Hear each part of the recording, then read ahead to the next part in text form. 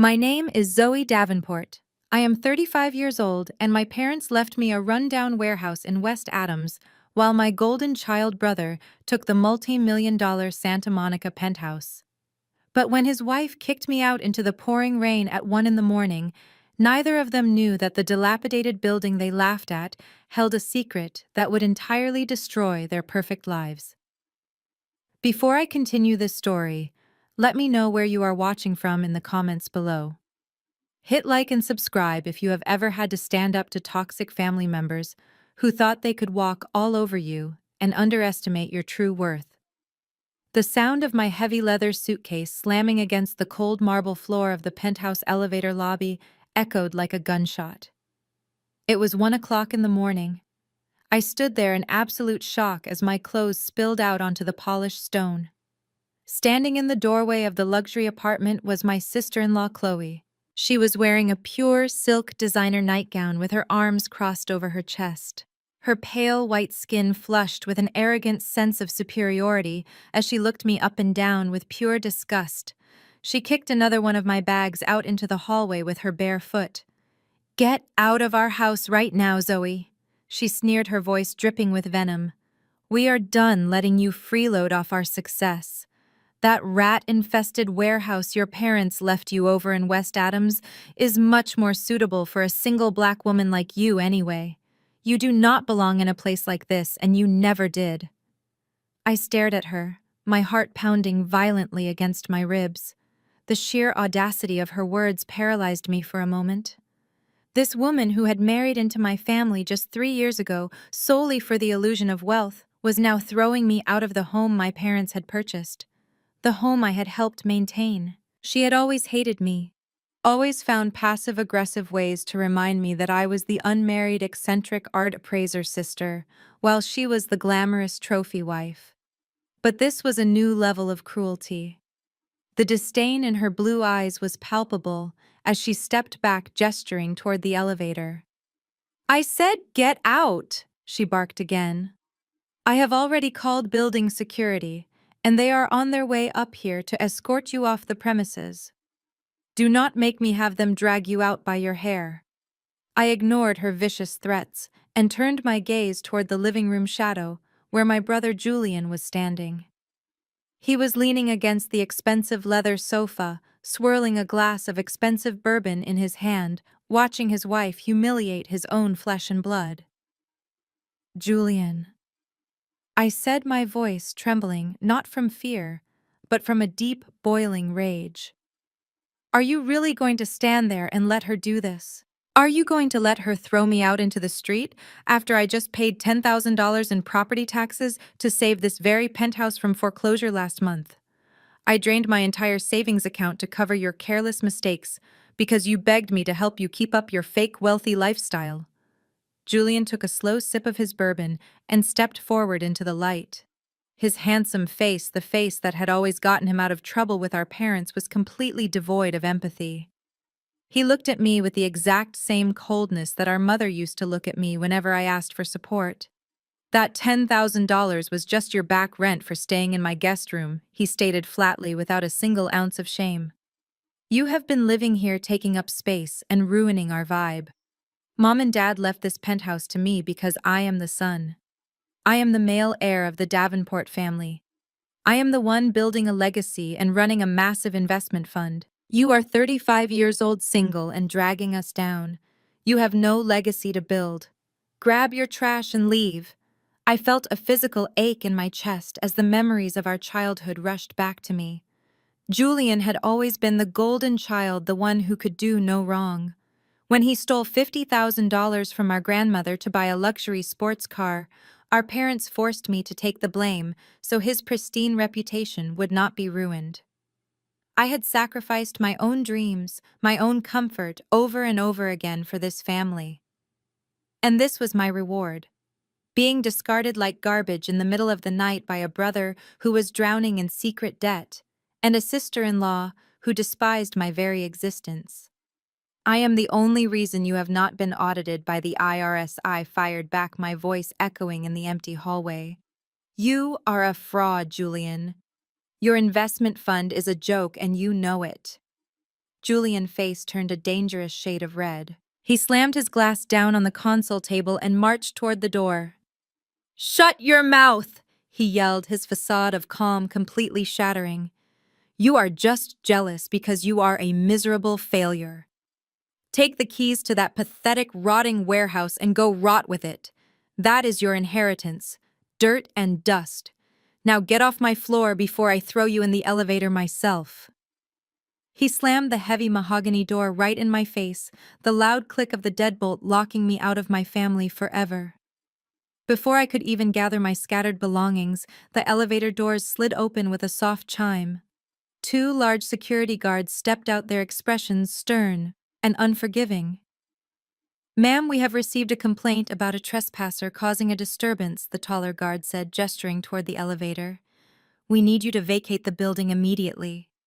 I did not argue. I could not give Chloe the satisfaction of hearing me beg or scream through the door. With trembling hands, I shoved my clothes back into the suitcase, zipped it up, and let the guards escort me down to the lobby like a common criminal. The walk of shame past the night concierge felt like it lasted for hours. When the automatic glass doors slid open, the bitter chill of the Los Angeles night hit me like a physical blow. It was pouring rain, the kind of relentless downpour that soaked through my clothes in seconds. I dragged my heavy suitcase across the flooded parking lot to my beat-up sedan. Sitting in the driver's seat, shivering and completely soaked, I checked my banking app on my phone. My balance was exactly $400. Because of my brother, I had absolutely nothing left. With nowhere else to go, I started the engine and drove through the dark, slick streets toward West Adams. The warehouse my parents had tossed to me as an afterthought was located in a desolate industrial park. It was a massive, dilapidated brick building that smelled of mold, rust, and decades of neglect. I unlocked the heavy iron padlock and pushed the creaking metal door open, stepping into the pitch-black space. The roof was leaking in several places, water dripping onto the cracked concrete floor. I found a rotting, dust-covered sofa in the corner of what used to be a small office area. Exhausted, emotionally broken, and freezing cold, I curled up on the damp cushions, pulling my coat tight around me. I stared blankly at the wall in the darkness, wondering how my life had come to this. But then a loud delivery truck drove past the building out on the street.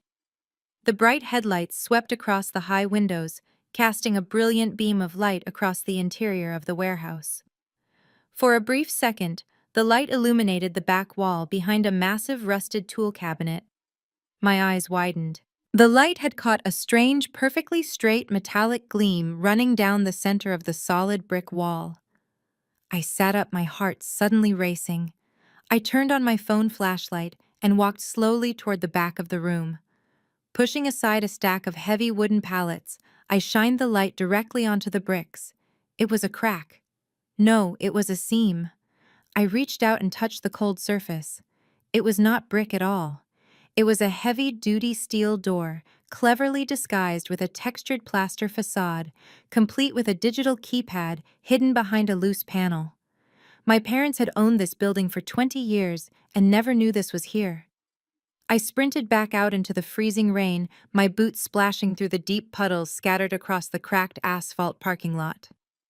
I threw open the trunk of my beat-up sedan and frantically rummaged through my professional art appraiser kit. My hands were numb from the cold, but my adrenaline was surging so hard I barely felt the chill. I grabbed my specialized masonry hammer, a heavy steel chisel, and a high-powered halogen flashlight. I rushed back inside the damp warehouse, my heart hammering a frantic rhythm against my ribs.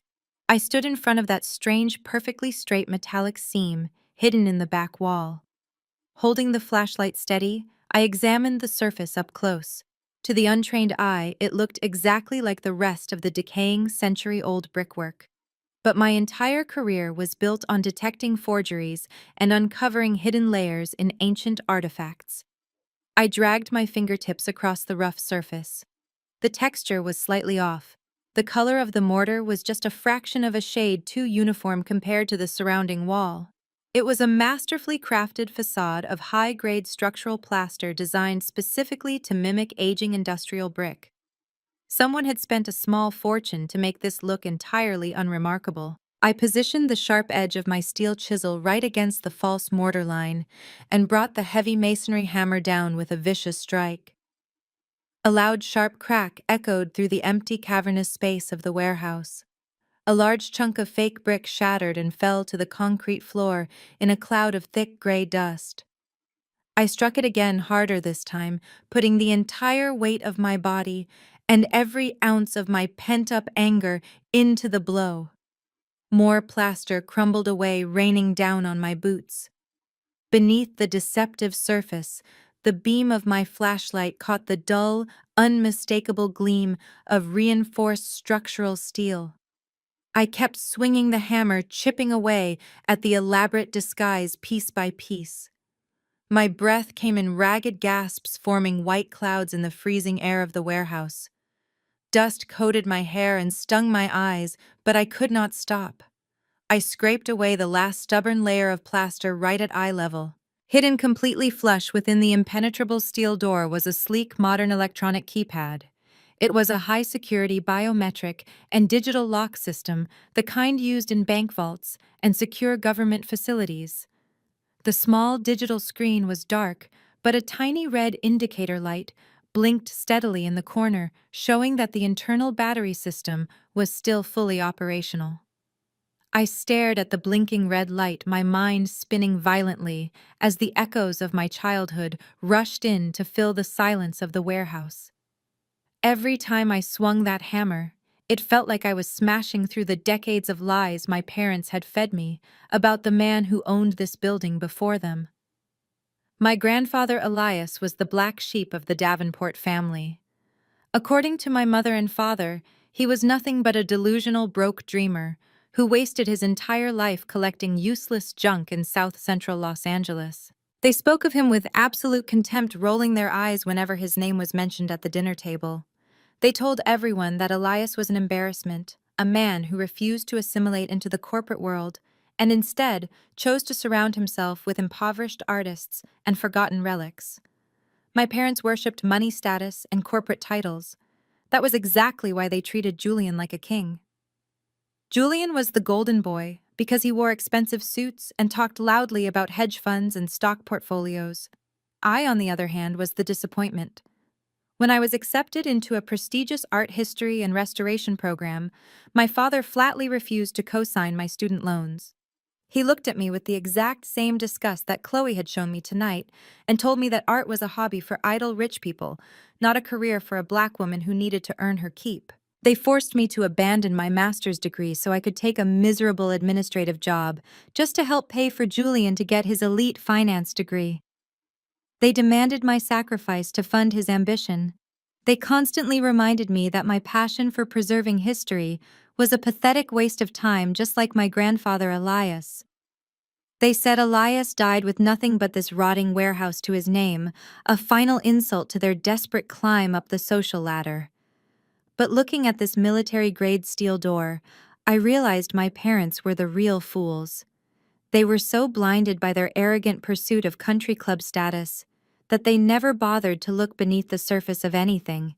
They owned this property for 2 solid decades, complaining bitterly about the property taxes, but they never once stepped foot inside to actually inspect it.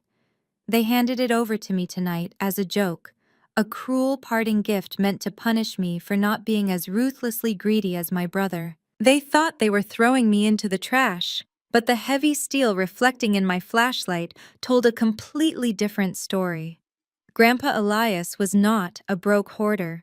He was protecting something, and he went to extreme, incredibly expensive lengths to ensure that his greedy, superficial son and daughter would never find it. He knew exactly who they were. He knew they would sell out their own heritage for a quick paycheck to buy another luxury car or a larger house in the suburbs. He knew they would strip this place bare and auction off whatever they found without a second thought. The sheer architectural brilliance of this hidden door proved that Elias possessed a level of wealth and sophistication my parents could not even begin to comprehend. I gripped the handle of my hammer tightly, my knuckles turning white. The disdain my family held for me was identical to the disdain they held for him. We were the eccentrics, the outcasts, the ones who valued history over empty bank accounts. And now, standing alone in the freezing dark, I was about to uncover the ultimate secret he had buried away from their greedy hands. I wiped the thick layer of plaster dust from the sleek surface of the digital keypad using the sleeve of my wet coat. The screen immediately lit up with a soft blue glow illuminating the numbers. It was waiting for a code. A heavy knot formed in my stomach. If this was a high-security system, inputting the wrong code too many times could trigger an automatic permanent lockdown, or worse, completely fry the internal circuitry. I had to be smart about this. I closed my eyes and tried to channel the man I barely remembered but fundamentally understood. Elias did not trust my parents, so he would never use their birth dates or anniversaries. He despised the banking system, so it would not be a standard safe deposit box PIN number. Elias was a man deeply rooted in his own personal history and the struggles of his ancestors. He was intensely proud of the day he managed to buy his very first piece of property in a city that constantly tried to push him out. I opened my eyes and reached out with a trembling index finger. I typed in the exact date of his birth, followed by the year he officially founded his small independent property management company, 8 digits in total. My breath caught in my throat as I pressed the heavy metal enter key to submit the code. For 3 agonizing seconds, there was absolute deafening silence in the warehouse. I braced myself for the harsh beep of a rejection error. Instead, a bright green light flashed across the top of the keypad. Deep within the thick brick wall, a series of heavy metallic clanks echoed loudly like the tumbling of massive steel gears unlocking a bank vault. A sudden sharp hiss of depressurizing air sliced through the quiet room. The enormous steel door, which must have weighed several tons, slowly popped forward about an inch on its heavy-duty hydraulic hinges. I grabbed the cold steel edge with both hands and pulled with all my remaining strength. The door swung open smoothly, completely silent despite its massive weight. The moment the seal was fully broken, a rush of cold, perfectly dry, purified air hit my face, carrying the distinct, unmistakable scent of aged canvas, old paper, and linseed oil. I raised my halogen flashlight and stepped over the thick steel threshold.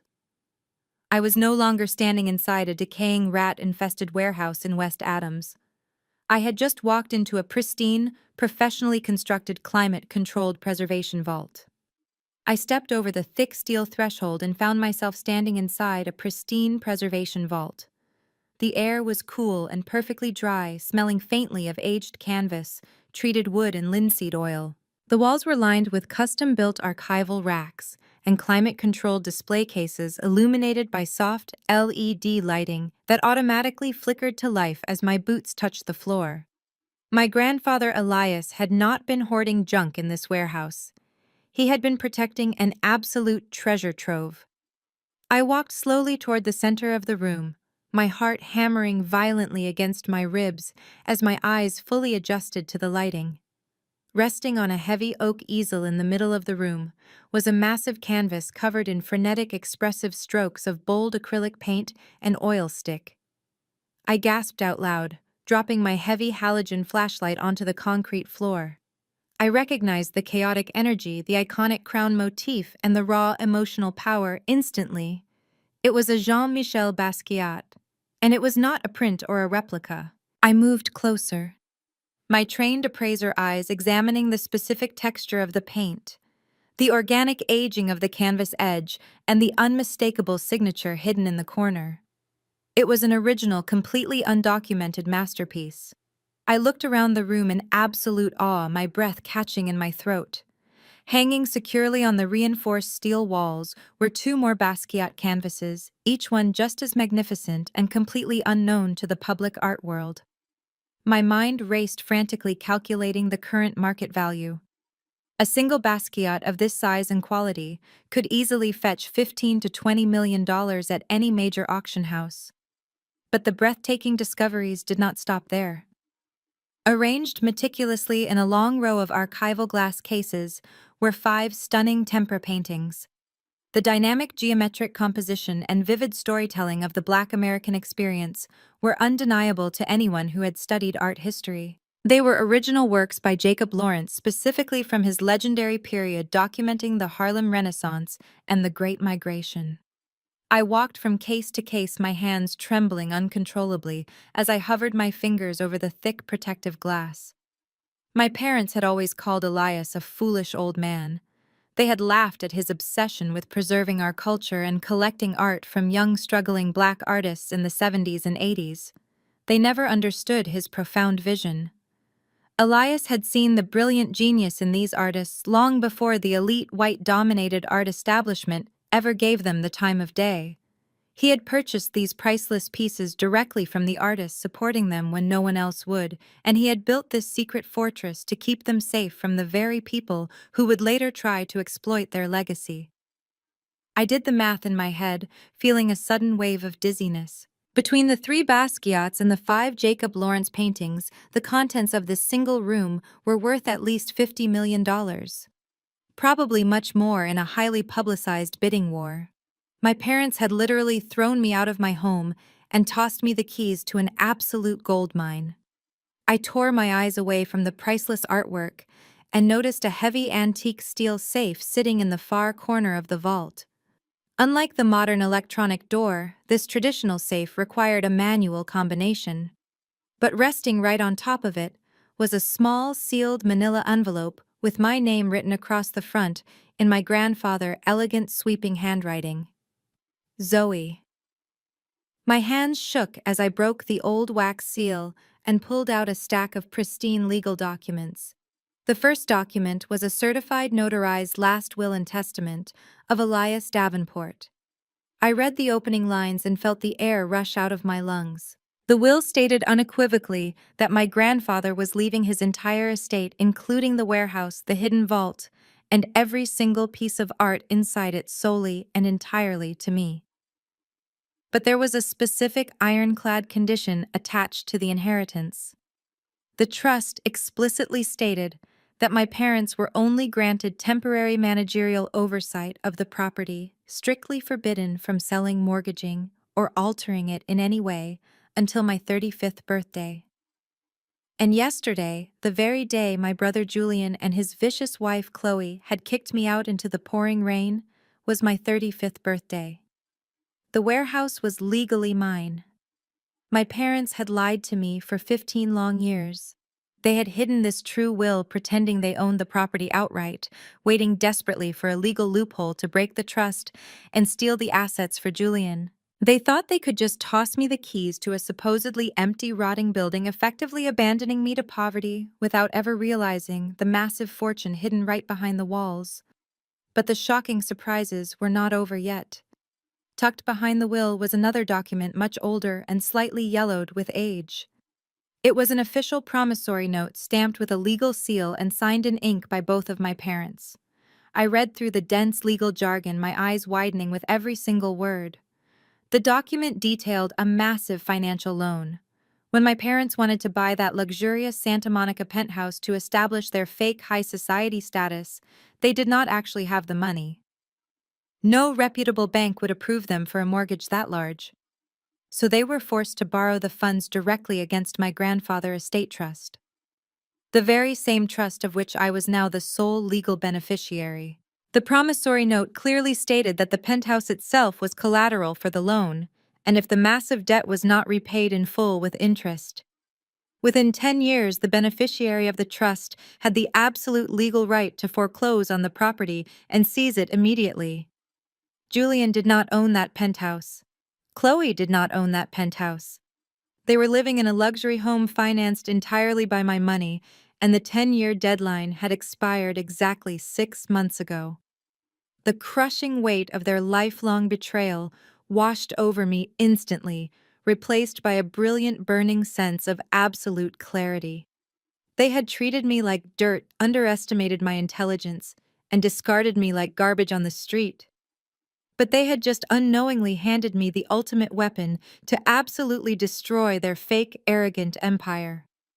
I held the heavy stack of papers against my chest, a cold, hard smile spreading slowly across my face in the dim lighting of the vault. I finally had the power to take back everything they had stolen from me. I was still staring at the promissory note, running my thumb over the embossed seal, when the sudden jarring ring of my cell phone shattered the quiet silence of the vault. I jumped, the loud sound echoing sharply off the reinforced steel walls. I pulled my phone from my damp coat pocket and looked at the glowing screen. It was Arthur Vance, the old family estate attorney who had originally drafted my grandfather's trust before my parents unjustly fired him to hide their financial tracks. I answered the call, my voice barely above a cautious whisper. "Hello?" Zoe, Arthur practically shouted through the receiver, his voice tight with sheer panic and exhaustion. "Thank God you answered your phone. Where are you right now?" "I am at the warehouse in West Adams," I replied, my grip tightening on the device. "What is going on, Arthur?" "You need to get out of there immediately and take whatever you can carry," he urged frantically, his breathing heavy. "I still have a few loyal friends working at the downtown courthouse, and I just got a terrifying tip." Julian bypassed the trust oversight early this morning. He filed an emergency injunction claiming the warehouse is a hazardous public nuisance and a massive financial drain on the estate. He completely lied to a federal judge to expedite a commercial demolition order. "What are you talking about?" I demanded, my blood running ice cold as the reality of his words set in. Arthur took a shaky breath. "Julian just finalized a private under-the-table cash sale of the land to a massive commercial development company. They do not want the building, Zoe. They just want the empty lot to build a high-rise parking garage. He sold the property for pennies on the dollar just to cover his massive hedge fund debts before the auditors catch him. And because of the emergency injunction he filed, they are not waiting for a standard 30-day eviction notice. The demolition crew is already on their way to your location right now. Zoe, they are bringing heavy-duty excavators to tear the entire building down to the ground. If you are inside, or if there is anything valuable in there, it is going to be crushed into dust by sunrise. Get out of there before they lock the perimeter gates." I hung up the phone with Arthur and my hands immediately went to work.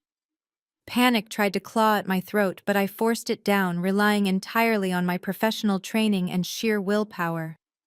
I carefully placed the priceless Jean-Michel Basquiat and Jacob Lawrence paintings back into their secure archival racks to protect them from any sudden vibrations.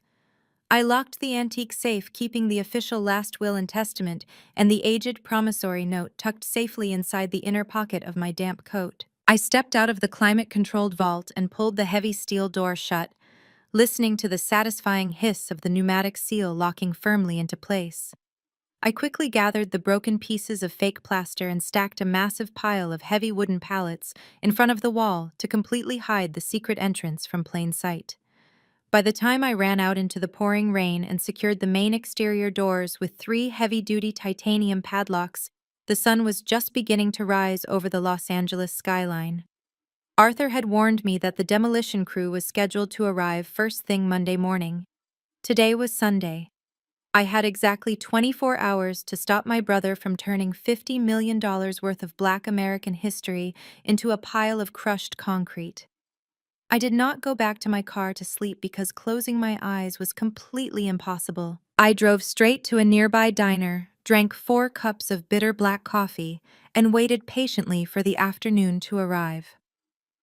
Every third Sunday of the month, the entire Davenport extended family gathered at Aunt Martha's sprawling estate in Baldwin Hills for a massive family cookout. It was a long-standing tradition built on Southern food, loud music, and aggressively toxic family politics. I knew exactly where Julian would be celebrating his fraudulent real estate deal today.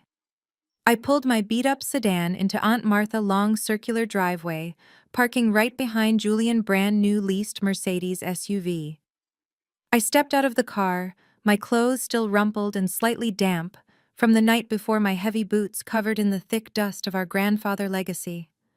The rich smell of smoked brisket and sweet-baked beans filled the warm afternoon air, accompanied by the loud sounds of classic soul music echoing from the massive backyard speakers. I walked through the side gate and stepped onto the pristine green lawn. The moment they saw me, the laughter abruptly died. The music seemed to fade into the background as dozens of judging eyes locked onto my disheveled appearance. Sitting at the center patio table under a large white umbrella was my brother Julian, holding a plate of ribs and flashing his signature arrogant smile. Sitting right beside him, looking entirely out of place, but desperately trying to act superior, was his wife Chloe. She was wearing a completely inappropriate designer sundress and sipping a glass of expensive white wine. The moment Chloe spotted me walking across the grass, her eyes widened in a display of fake terror. She immediately dropped her wine glass on the patio table and buried her face in Julian's shoulder, letting out a loud, dramatic sob. "Oh my God, Julian!" She cried out, her voice intentionally loud enough for every single aunt and uncle to hear over the music. "Why is she here? After the horrible things she said to me last night, after she completely lost her mind and tried to physically attack me in our own home, how can she just show up here?" I stared at her in absolute disbelief. She was actually spinning a sick narrative that I had attacked her when she was the exact person who had security throw me out into the freezing rain while laughing at my face.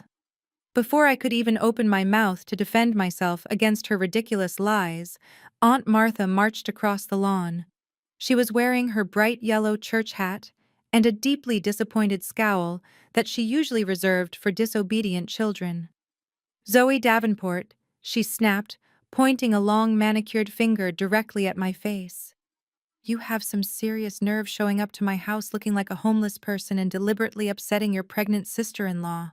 Your brother has been under a tremendous amount of stress trying to save this family finances, and you are doing nothing but acting like a selfish, bitter burden to all of us."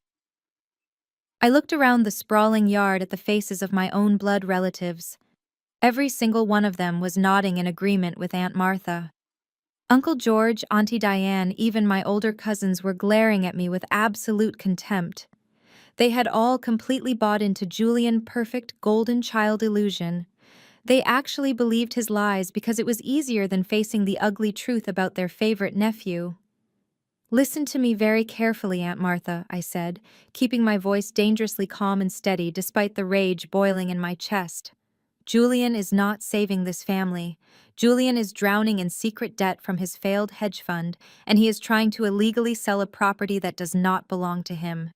The entire patio erupted in a chorus of angry, offended shouts. "How dare you disrespect your brother like that?"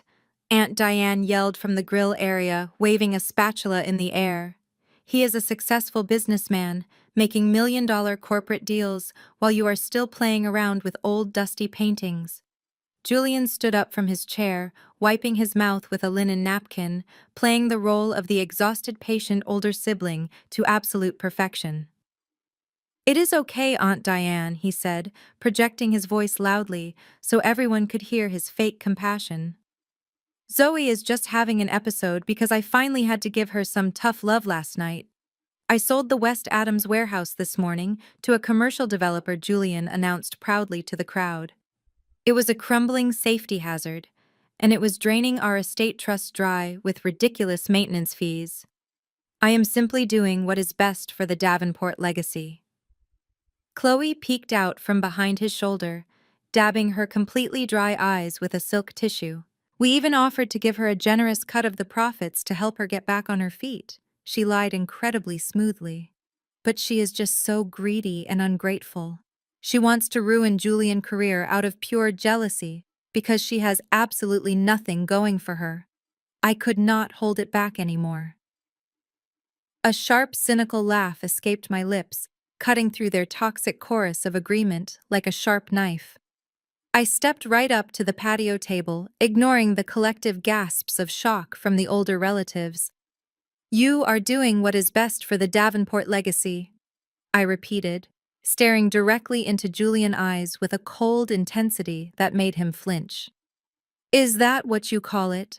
Because from where I am standing, it looks exactly like the time you stole $50,000 from Grandma Dorothy's retirement fund to buy that Porsche." A heavy, suffocating silence instantly fell over the entire backyard. The classic soul music playing in the background suddenly felt deafeningly loud. Aunt Martha dropped her barbecue tongs onto the grass with a soft thud. That was the family ultimate forbidden secret, the terrible crime my parents had desperately covered up 10 years ago by forcing me to take the blame in front of the entire family. I am completely tired of protecting you, Julian. I continued, my voice ringing out clearly across the lawn. You are a complete fraud. You have absolutely no money. Your investment fund is being investigated by the federal government, and you are desperately trying to liquidate our grandfather property to cover your massive, humiliating failures. Julian's face turned a violent, explosive shade of crimson. The calm, collected businessman act vanished in a fraction of a second, replaced by the cornered, desperate look of a liar who had just been exposed in front of his adoring audience. He slammed his fists down on the patio table, rattling the expensive plates and crystal glasses. "Shut your mouth right now," he roared, the veins bulging aggressively in his neck as he stepped toward me. "You know absolutely nothing about the real world. I am the legal executor of that trust, and I have the absolute legal authority to do whatever I want with that garbage dump." He reached into his designer jacket pocket and pulled out a folded legal document, aggressively shoving it right into my chest so hard that I took a step back. "Read it and weep." "Zoe." He spat, his breath hot with pure anger. "That is a federal emergency demolition order, signed by a superior court judge at 8 o'clock yesterday morning. I told the court the building was structurally compromised and infested with toxic black mold. The developer has already paid me the cash deposit. You honestly think you can stop me with your pathetic little accusations and your crazy conspiracy theories?" I looked down at the paper in his hand, feeling a sudden chill run down my spine despite the warm California sun. "Tomorrow morning at exactly 6 a.m. Julian sneered, leaning in close so only I could see the pure malice in his eyes. "A team of commercial excavators is going to tear that filthy warehouse down to the dirt. Everything inside it will be crushed into a million pieces. Now get off my property before I have the police arrest you for trespassing." I looked down at the court order, fluttering to the green grass of Aunt Martha's perfectly manicured lawn. I did not scream in frustration. I did not cry. I simply turned around and walked away from the barbecue table without uttering another single word.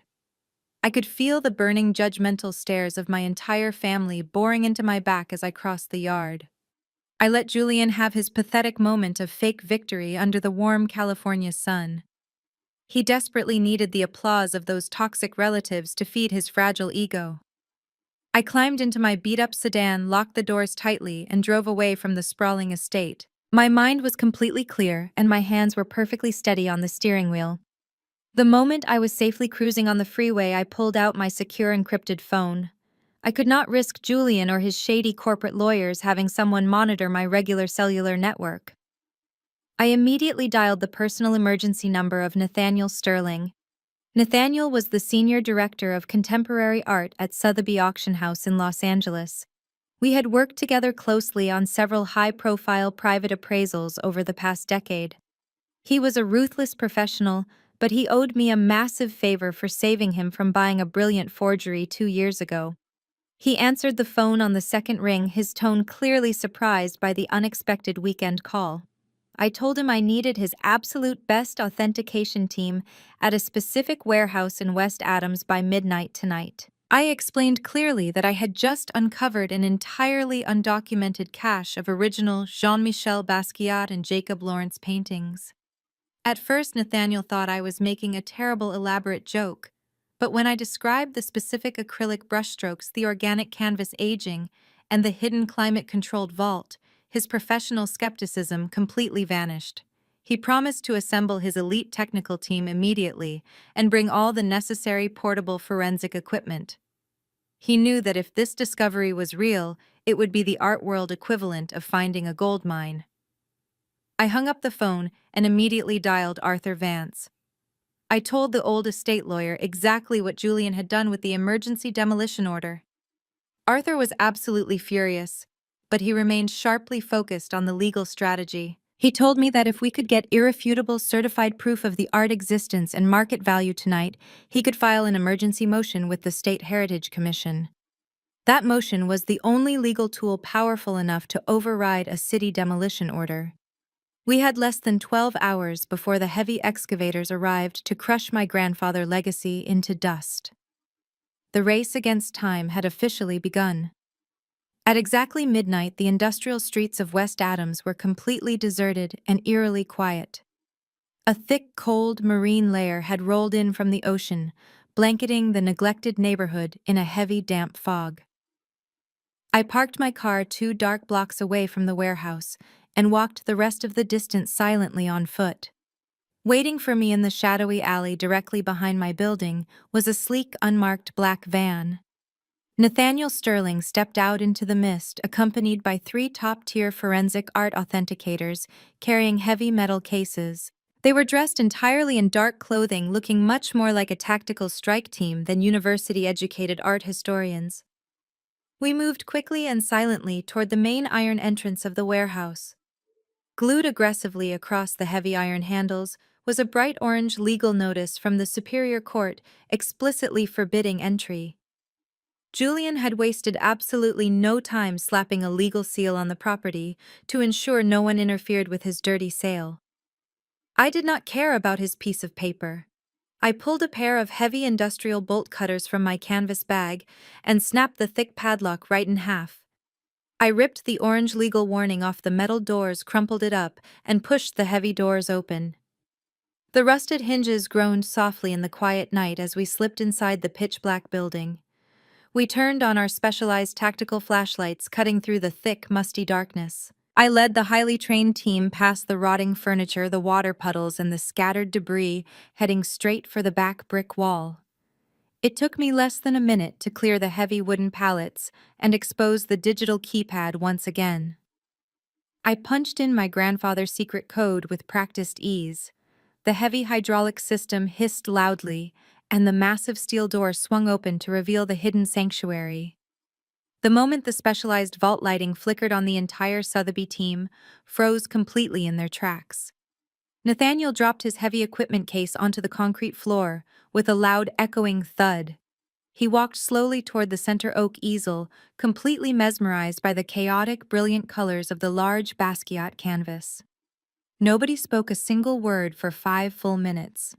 The profound historical weight and the sheer financial value of the room was completely overwhelming. But we did not have time to simply stand there and admire the genius of my grandfather. I clapped my hands once, breaking the stunned silence. Nathaniel immediately snapped out of his trance and ordered his team to begin the authentication process. They sprang into action with incredible speed and precision. The authenticators set up high-resolution digital cameras, ultraviolet light scanners, and microscopic imaging tools. They began meticulously documenting every single square inch of the breathtaking artwork. They carefully tested the chemical composition of the paint pigments using portable spectrometers. They analyzed the specific weaving patterns of the vintage canvases to verify the exact decade of their creation. I stood nervously by the heavy steel door, anxiously checking my wristwatch as the dark hours slipped away. 2 in the morning quickly turned into 3 in the morning. We were working with absolute precision, but the sheer volume of priceless art required intense focus. Every photograph, every chemical swab, and every digital scan had to be perfectly logged and cryptographically signed to hold up in federal court. Arthur needed an airtight, undeniable portfolio to present to the judge, and we could not afford to make a single mistake. By 4:30 in the morning, Nathaniel finally stepped back from the last Jacob Lawrence tempera painting and pulled off his white cotton gloves. He wiped a bead of sweat from his forehead and looked at me. His eyes were wide with a mixture of absolute physical exhaustion and sheer professional exhilaration. "Zoe," he whispered, shaking his head slowly in pure disbelief. "These are completely authentic. Every single one of them. You have just uncovered one of the most significant private collections of Black American art in modern history. The provenance is absolutely flawless." I let out a massive, trembling sigh of relief, feeling the crushing weight momentarily lift off my tired shoulders. We had actually done it. We had the irrefutable certified proof we needed to stop my arrogant brother from destroying our grandfather's priceless legacy. Nathaniel began packing the loaded digital hard drives into a secure waterproof case, while his team carefully disassembled the lighting rigs. We were going to make it out of the warehouse with 90 minutes to spare before the construction crews and the excavators arrived. I turned around to scan the dark, cavernous corners of the main warehouse space one last time to make sure we left no traces behind. But as I looked up toward the high steel rafters near the front entrance, a tiny rhythmic flash of light caught my attention. It was perfectly hidden behind a rusted ventilation grate, completely invisible, unless you were standing at the exact right angle. I squinted into the darkness, my heart suddenly dropping violently into my stomach. It was a small, blinking red LED light. It was a wireless security trail camera, the kind equipped with motion sensors and infrared night vision capability. Julian had not just slapped a piece of paper on the door and walked away. My brother knew I might try to come back to salvage my old appraisal equipment or whatever garbage he thought was inside. He had secretly rigged the entire warehouse with high-tech hidden surveillance to catch me violating the federal court order. Before I could even shout a warning to Nathaniel to drop the equipment and run, the deafening wail of police sirens shattered the quiet early morning silence. Searing blue and red emergency lights began flashing violently through the high, dirty windows of the warehouse, illuminating the dust in the air. The heavy screech of tires echoed loudly outside as multiple patrol cars swarmed the perimeter of the building, effectively blocking every possible exit. Julian had deliberately set a vicious trap, and I had walked right into it, with a team of high-profile experts. Heavy fists began pounding aggressively on the metal doors, followed by the booming, authoritative voice of a police officer echoing through a megaphone. "This is the Los Angeles Police Department. We have the building completely surrounded. You are trespassing on a federally sealed demolition site. Come out with your hands empty and visible immediately." I took a deep breath and slowly stepped out through the wide open steel door into the freezing night air. The blinding beams of police flashlights hit my face instantly, forcing me to squint against the harsh glare. Surrounding the perimeter of the warehouse were dozens of armed officers from the Los Angeles Police Department, their patrol cars casting erratic red and blue shadows across the cracked pavement. The commanding officer barked through his megaphone, ordering me to keep my hands visible and step away from the entrance. Nathaniel and his team of authenticators froze in sheer panic right behind me, completely terrified by the sudden tactical escalation. But I did not feel an ounce of fear or hesitation. I raised my hands slowly to shoulder height and walked with deliberate calmness toward the commanding officer. I projected my voice clearly over the noise of the police radios announcing that we were not trespassing on a sealed demolition site. I firmly requested that he lower his weapon and look at my legal identification immediately. The officer narrowed his eyes in suspicion, but gestured for his tactical team to hold their positions while he approached me cautiously. I slowly reached into my damp coat pocket and pulled out my California driver license, along with the certified copy of my grandfather's last will and testament. I explained the situation with absolute legal precision, citing the specific California probate codes regarding contested inheritance properties. I made it abundantly clear that the emergency demolition order my brother had filed was a unilateral action based on fraudulent claims, and the estate was currently under active dispute. The police department absolutely loathed getting dragged into complex civil litigation involving wealthy families.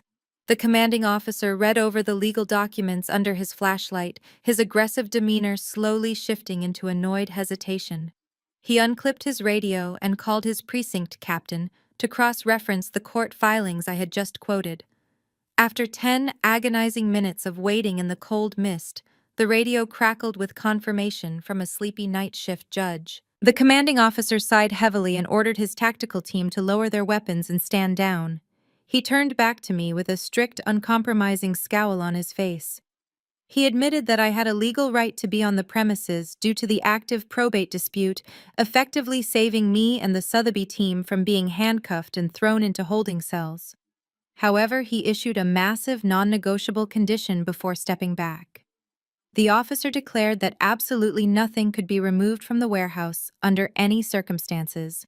Every single item inside the building had to remain exactly where it was until a federal judge made a final ruling on the demolition order. Nathaniel and his elite team were forced to leave all of their heavy equipment, including their physical hard drives, locked inside the vault. We had to walk away from the warehouse completely empty-handed, escorted out by the irritated police officers.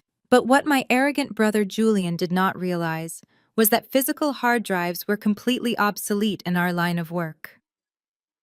The moment Nathaniel had finished scanning the final Jacob Lawrence painting, his portable equipment had automatically uploaded every single high-resolution file to the highly secure Sotheby encrypted cloud servers. Julian thought he had successfully trapped my evidence inside the building with his surveillance cameras and police raid. In reality, the irrefutable proof of our $50 million discovery was already resting safely in the digital hands of my legal team. I went back to a cheap motel room that night, completely exhausted, but smiling in the dark. The next morning, the bright California sun filtered through the cheap motel blinds, waking me from a few hours of restless sleep. My entire body ached from the physical and emotional toll of the night before. At exactly 8 o'clock in the morning, my cell phone began to ring loudly on the nightstand. I glanced at the glowing screen and saw the name Chloe Davenport flashing brightly. I hesitated for only a fraction of a second before swiping the screen to accept the call. The moment the line connected, her high-pitched, obnoxiously triumphant voice blasted through the speaker. "Good morning, Zoe," she chirped, her tone dripping with fake sweetness and pure malice.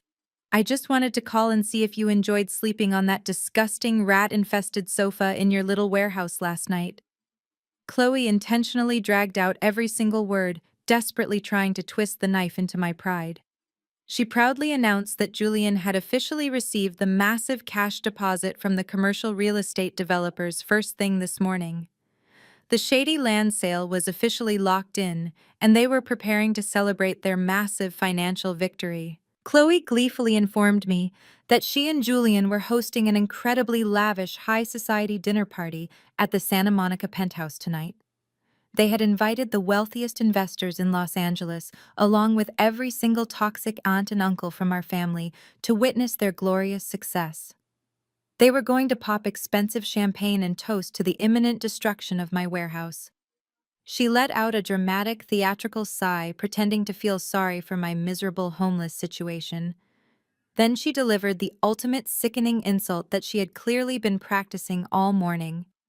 "Since you are completely broke and unemployed now," Chloe said, laughing softly into the phone, "I thought it would be generous of me to offer you a job for the evening. We need an extra maid to serve drinks, clean the bathrooms, and pick up the trash during the party tonight. I will even pay you $100 in cash if you do a good job scrubbing the floors." Her sheer arrogance was absolutely astounding. She truly believed that she had completely crushed my spirit, assuming I was currently crying in a gutter somewhere begging for her loose change. I did not scream at her. I did not defend myself, or try to explain that her husband was a complete fraud who was about to lose everything. I simply let her finish her pathetic, gloating speech. When she finally stopped talking, I smiled a cold, dangerous smile that she could not see. "Thank you so much for the generous invitation, Chloe," I replied, my voice perfectly smooth and devoid of any emotion. "I would absolutely love to attend your party tonight." Before she could process my bizarrely calm response, I ended the call and tossed the phone onto the bed. The trap was fully set, and they were blindly walking right into the center of it. I grabbed my encrypted phone and immediately dialed Arthur Vance. The moment the old lawyer answered, I did not waste time with pleasantries. I gave him the direct, explicit order we had been preparing for all morning. "Arthur," I said firmly, "it is time. I need you to officially file the State Heritage Preservation Injunction using the Sotheby Authentication Portfolio. Lock down that entire West Adams City block so tightly that Julian cannot even breathe near it without committing a federal crime."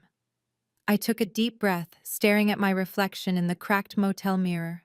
I looked tired, but my eyes were burning with an absolute, undeniable, fierce determination. "And Arthur," I added, my voice dropping to a low, commanding register, "I need your security team to pick me up at 7 o'clock tonight. And please have my tailor send over the custom-tailored sharp white suit I ordered last month. I am not showing up to my brother house looking like a victim.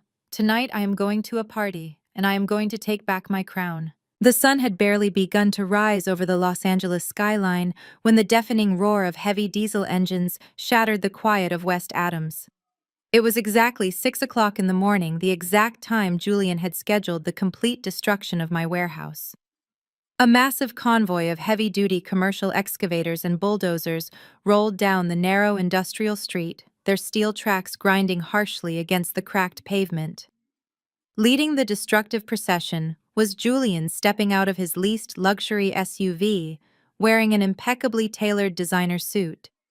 He looked entirely out of place amidst the dirt and grime of the industrial park, but his face radiated absolute arrogant triumph. He clamped a thick, expensive cigar between his teeth, blowing a cloud of gray smoke into the crisp morning air as he surveyed the property. To him, this crumbling brick building was just a minor obstacle standing between him and a massive real estate payout that would magically erase his secret hedge fund debts. He gathered the construction foreman and a crew of burly demolition workers, aggressively pointing his finger at the heavy iron doors of the warehouse. Julian loudly ordered them to completely level the entire structure to the ground before their lunch break. He confidently assured the foreman that the building was completely empty, filled with nothing but toxic black mold and useless garbage, so there was absolutely no need to proceed with caution. The foreman nodded in agreement and signaled for the operators to fire up the main hydraulic systems. The massive yellow excavators lurched forward, raising their heavy steel buckets high into the air, ready to deliver the fatal blow to my grandfather's legacy. Julian stood back and crossed his arms over his chest, a sickeningly smug smile spreading across his face. He had absolutely no idea that I was parked less than a block away, watching his every single move from the tinted windows of my beat-up sedan. I sat quietly in the driver's seat, my hands resting calmly on the steering wheel, my eyes locked on his pathetic display of false power. I was simply waiting for the perfect, calculated moment to absolutely shatter his entire delusional world. The grinding noise of the excavators grew louder as they positioned themselves right in front of the main brick wall.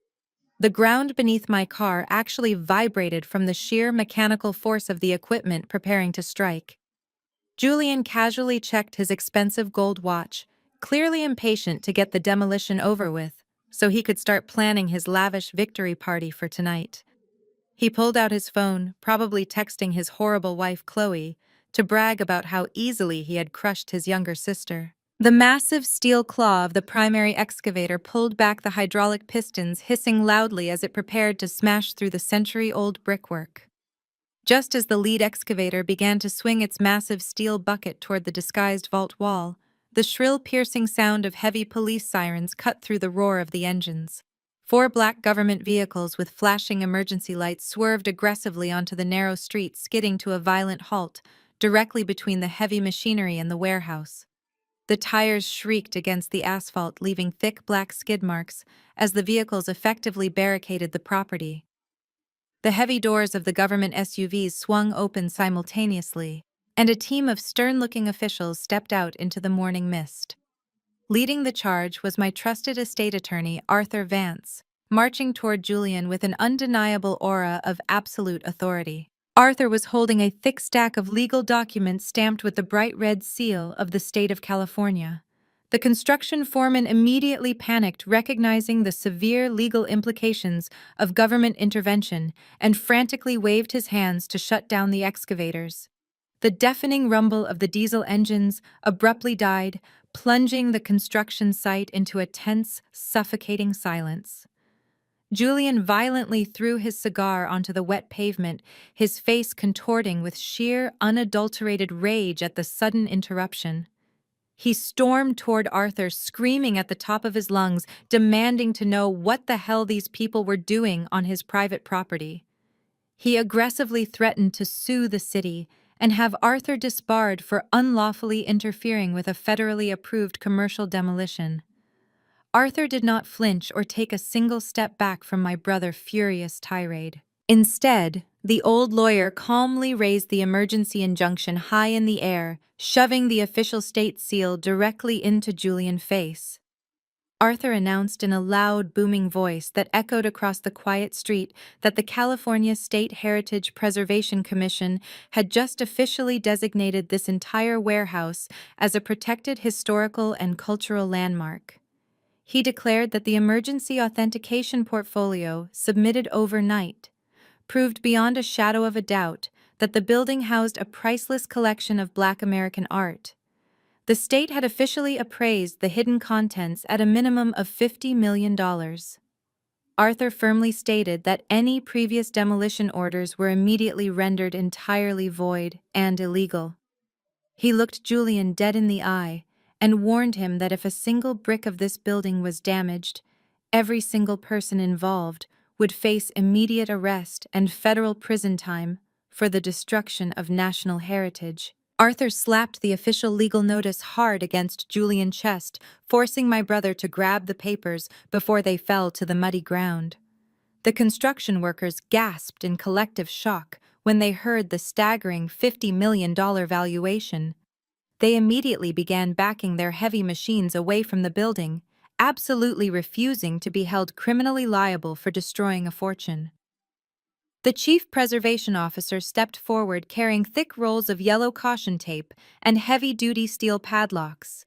He informed Julian that the entire perimeter of the property was now under strict state jurisdiction and 24-hour armed surveillance. Julian watched in absolute horror as the government agents began physically locking down the gates he had just tried to tear down. Julian stood completely paralyzed in the middle of the muddy parking lot, his eyes wide and bloodshot as he stared down at the state preservation order in his trembling hands. All the color rapidly drained from his arrogant face, leaving him looking pale and suddenly incredibly small. His grand, ruthless plan to sell the land for quick cash to save his fraudulent investment fund had just been completely obliterated in a matter of seconds. But instead of accepting his massive defeat, the deeply ingrained arrogance of the golden child kicked in, blinding him to reality. Julian crushed the legal document in his fist and let out a desperate manic laugh that sounded more like a wounded animal. He pointed a shaking finger at Arthur and screamed that a preservation order did not change the actual property deed. Julian desperately convinced himself that he was still the sole legal heir to our grandfather estate. He shouted at the top of his lungs that even if he could not tear the building down, the land and the $50 million worth of art inside still belonged entirely to him. He actually yelled that my pathetic attempt to stop him had only resulted in making him richer than he could have ever imagined. His greedy mind was already calculating how he could leverage the priceless Basquiat paintings to secure new massive loans from his shady creditors. He honestly thought he had just won the lottery, completely unaware of the devastating trap waiting for him inside the antique safe. From the safety of my parked car down the street, I slowly pressed the button to roll down my tinted window. I took off my sunglasses and stared directly at my brother from a distance. Our eyes locked for a brief, heavy second across the chaotic construction site. I saw the desperate, frantic delusion burning in his eyes, and I looked back at him with nothing but pure, profound pity. I did not need to shout back or engage in his pathetic public meltdown. I simply rolled the window back up and put my car into drive, pulling away smoothly from the curb. Let him enjoy his delusional fantasy for a few more hours. Tonight, at his luxurious penthouse party, he was going to learn who the real owner of that $50 million truly was. I drove back to my motel room with a calm, steady heartbeat, mentally preparing myself for the final showdown. I was ready to burn his fake empire to the ground. The Santa Monica penthouse was completely transformed into a sickening display of excessive and entirely borrowed wealth. A classical string quartet played softly in the corner of the massive living room, their elegant music floating effortlessly over the loud chatter of Los Angeles, most elite investors and prominent real estate developers. Waiters in crisp black uniforms circulated smoothly through the crowded room, carrying heavy silver trays loaded with crystal flutes of vintage champagne and ridiculously overpriced caviar hors d'oeuvres. Every single toxic member of the Davenport family was in attendance tonight, dressed in their absolute best designer clothing, eagerly rubbing shoulders with millionaires they desperately wanted to impress. Aunt Martha was holding court near the floor-to-ceiling glass windows, loudly bragging to a group of incredibly bored corporate executives about her nephew and his supposedly unmatched business acumen. Uncle George was hovering near the open bar, pretending to understand the complex hedge fund strategies that Julian had completely fabricated. At the center of the sprawling room, standing elevated on a small marble step near the grand modern fireplace, was Chloe. She was wearing a blindingly expensive, heavily sequined evening gown that probably cost more than most working families made in an entire year. She held a silver microphone in one perfectly manicured hand, her pale cheeks flushed with the intoxicating thrill of being the absolute center of attention in a room full of powerful people. She tapped the microphone, gently silencing the gentle murmur of the crowd as she prepared to deliver her grand, boastful speech. She smiled warmly, thanking the wealthy investors for taking the time to come and celebrate what she arrogantly called the defining triumph of the Davenport financial legacy. Chloe then dramatically placed a hand over her heart, spinning a completely fabricated, highly romanticized tale about her own supposedly aristocratic heritage and how perfectly her refined lineage merged with Julian's brilliant corporate mind. She proudly announced to the applauding crowd that her genius husband had just finalized a massive multi-million-dollar commercial land sale that very morning. She intentionally left out the crucial detail that the land was actually a decaying warehouse belonging to his younger sister. Instead, she painted Julian as a visionary urban pioneer who was bravely clearing away the city industrial trash to make way for a glorious new commercial empire that would benefit all their generous investors. She actually had the audacity to wipe a fake theatrical tear from her eye, claiming that Julian carried the heavy, exhausting burden of providing for their entire extended family all by himself. She portrayed him as a selfless billionaire savior who worked tirelessly to maintain their pristine reputation. The actual investors in the room nodded along respectfully, completely unaware that the man they were currently applauding was actually drowning in secret catastrophic debt. Julian stood right beside the fireplace, holding his crystal glass high, soaking in the fraudulent worship with a tight, nervous smile that only I would have ever recognized as sheer panic. Just as Chloe raised her glass high into the air to propose a final triumphant toast to their unparalleled success, the heavy mahogany double doors of the penthouse swung open with a massive echoing thud. The sudden violent noise was so loud and aggressive that the classical string quartet immediately stopped playing mid-note, their bows freezing over their instruments. The collective gaze of over 100 wealthy guests snapped away from the glamorous fireplace and turned instantly toward the grand entryway. I stepped out of the dark shadows of the hallway and crossed the marble threshold directly into the blinding light of the party. I was no longer wearing the damp, wrinkled clothes they had thrown me out in yesterday morning. I was wearing a breathtaking, custom-tailored, pristine white designer suit that fit my body like absolute armor. My hair was perfectly styled, my posture was flawlessly straight, and my face was set in an expression of absolute terrifying calm. I did not look like the discarded, eccentric younger sister they all loved to mock and humiliate behind closed doors. I looked exactly like the woman who legally owned the very floor they were currently standing on. Flanking me on my right side was Arthur Vance, holding a thick leather briefcase tightly against his side, his face completely devoid of any amusement. Flanking me on my left, and trailing slightly behind us, were two massive, highly trained private security contractors dressed in identical black tactical suits. The moment I stepped into the center of the sprawling living room, the crowd of elite guests instinctively parted down the middle, creating a wide, completely clear path directly toward the fireplace. The silence in the penthouse was absolute heavy and completely suffocating. I could see Aunt Martha jaw literally drop open her champagne flute, tilting dangerously in her hand until the expensive liquid spilled onto the rug. Uncle George blinked rapidly, looking back and forth between me and Julian in sheer, unadulterated shock, completely unable to process my sudden transformation.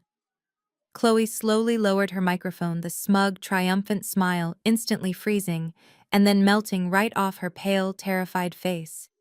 Her blue eyes darted wildly around the room, completely paralyzed by the sudden, aggressive shift in power dynamics. But Julian's reaction was by far the most explosive and revealing.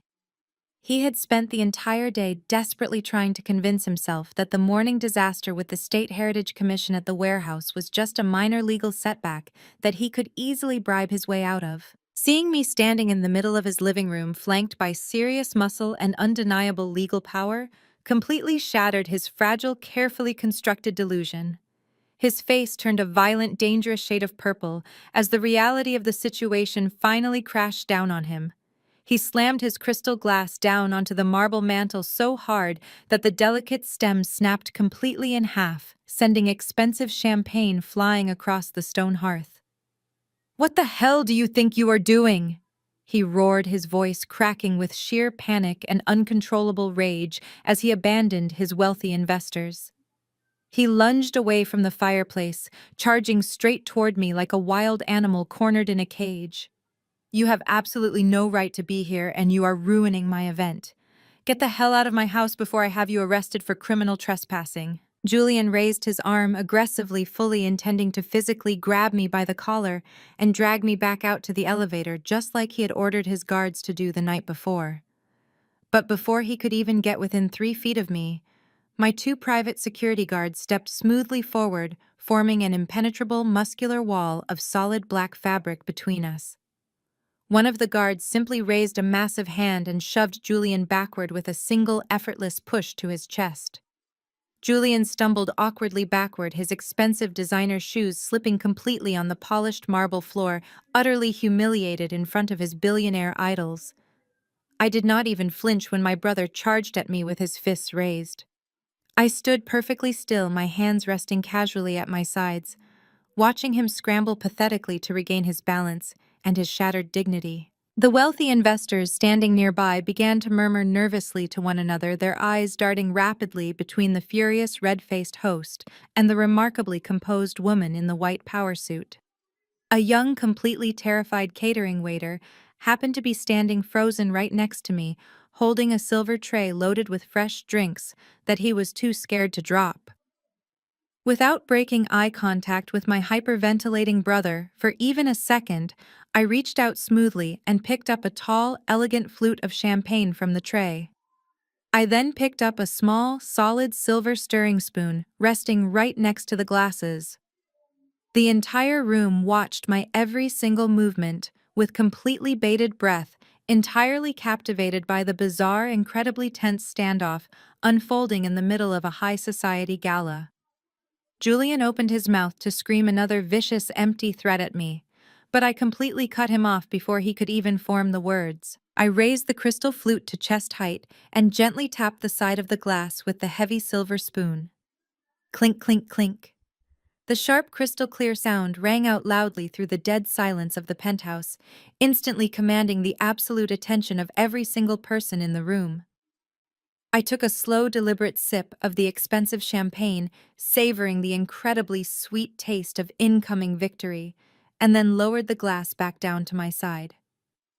I turned my gaze away from my pathetic, heavy-breathing brother and looked directly at the crowd of elite real estate developers, hedge fund managers, and my absolutely horrified family members. I offered them a warm, brilliant, and utterly lethal smile that completely masked the years of pain they had put me through. "Good evening, ladies and gentlemen," I said, my voice projecting clearly and confidently across the massive, silent living room. "I am Zoe Davenport, and I sincerely apologize for interrupting this lovely, self-congratulatory celebration of wealth." I let my eyes sweep slowly across the room, specifically locking onto the faces of the developers who had just handed my brother their massive cash deposits that morning. But before you all drink another toast to this wonderful, successful couple, I feel it is my absolute moral obligation to share a little secret with you. It is a very interesting secret regarding the West Adams warehouse that her husband just fraudulently sold to you this morning. I gestured calmly for Arthur Vance to step forward into the bright light of the crystal chandeliers. He unlatched his heavy leather briefcase with a loud, sharp click that echoed like a gunshot across the completely silent room. He reached inside and pulled out a thick stack of glossy, high-resolution photographs along with a massive, heavy legal binder. He tossed them carelessly onto the center marble coffee table right in front of the horrified investors. I invited every single wealthy guest in the room to take a very close look at the true nature of Julian's so-called visionary urban development project. I explained clearly and loudly that the crumbling warehouse in West Adams was not filled with toxic black mold or industrial waste like my brother had claimed. It was actually a highly sophisticated climate-controlled preservation vault, built secretly by our late grandfather decades ago. The glossy photographs sliding across the polished marble clearly displayed pristine original canvases painted by Jean-Michel Basquiat and Jacob Lawrence. The wealthy investors standing in the room were not just real estate developers. They were highly educated members of the elite social class who instantly recognized the chaotic, brilliant brushstrokes of those legendary artists. I watched their eyes widen in absolute disbelief as they aggressively grabbed the photos from the table. I then announced that Sotheby's Auction House had sent an elite forensic team to the property late last night and officially authenticated every single piece. I stated clearly that the total market valuation of the hidden collection was a staggering $50 million. A collective gasp rippled violently through the crowded penthouse. People began whispering frantically to one another, completely stunned by the sheer magnitude of the hidden fortune that had just been revealed. But I was not quite finished dismantling my brother, carefully constructed web of lies. I pointed a steady finger directly at the heavy legal binder resting on top of the photographs. I informed the investors that because of this massive historical discovery, the California State Heritage Preservation Commission had officially designated the entire warehouse property as a protected cultural landmark at exactly 6 o'clock this morning. I looked directly into the eyes of the lead developer, who had cut Julian a massive deposit check just a few hours ago. I told him that the state government had completely locked down the property and permanently voided all commercial demolition permits. Julian had absolutely zero legal authority to sell them that land. Any attempt to tear down that building or seize that property would result in immediate federal criminal charges for the destruction of a national heritage site. The piece of paper Julian had used to secure their multi-million-dollar investments was entirely worthless. He had sold them a massive fraudulent lie just to cover up his own catastrophic financial failures. I made sure every single person in the room understood that Julian was currently under active investigation for attempting to bypass a federal trust and committing real estate fraud. The elegant atmosphere of the high society gala instantly evaporated, replaced by a thick, suffocating wave of extreme tension. The classical musicians quietly packed up their expensive instruments and slipped out the back door, realizing the party had just turned into a vicious legal war zone. Julian stood frozen by the fireplace, his mouth opening and closing silently, completely unable to form a coherent sentence as the walls of his fake empire began to rapidly close in on him. The absolute shock in the room quickly morphed into explosive, unadulterated outrage.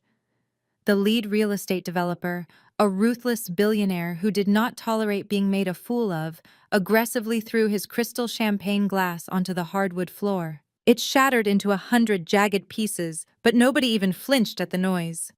He marched directly up to Julian, jabbing a thick, angry finger hard into my brother's chest. He demanded his massive cash deposit back immediately, screaming that Julian had intentionally committed wire fraud by selling a protected state landmark that he did not even have the clearance to touch. The other wealthy investors quickly swarmed around the grand fireplace, forming an angry shouting mob as they demanded their money and threatened to call their own aggressive legal teams. The sophisticated, polite whispers of the upper class completely vanished, replaced by vicious threats of massive lawsuits, federal indictments, and complete financial ruin.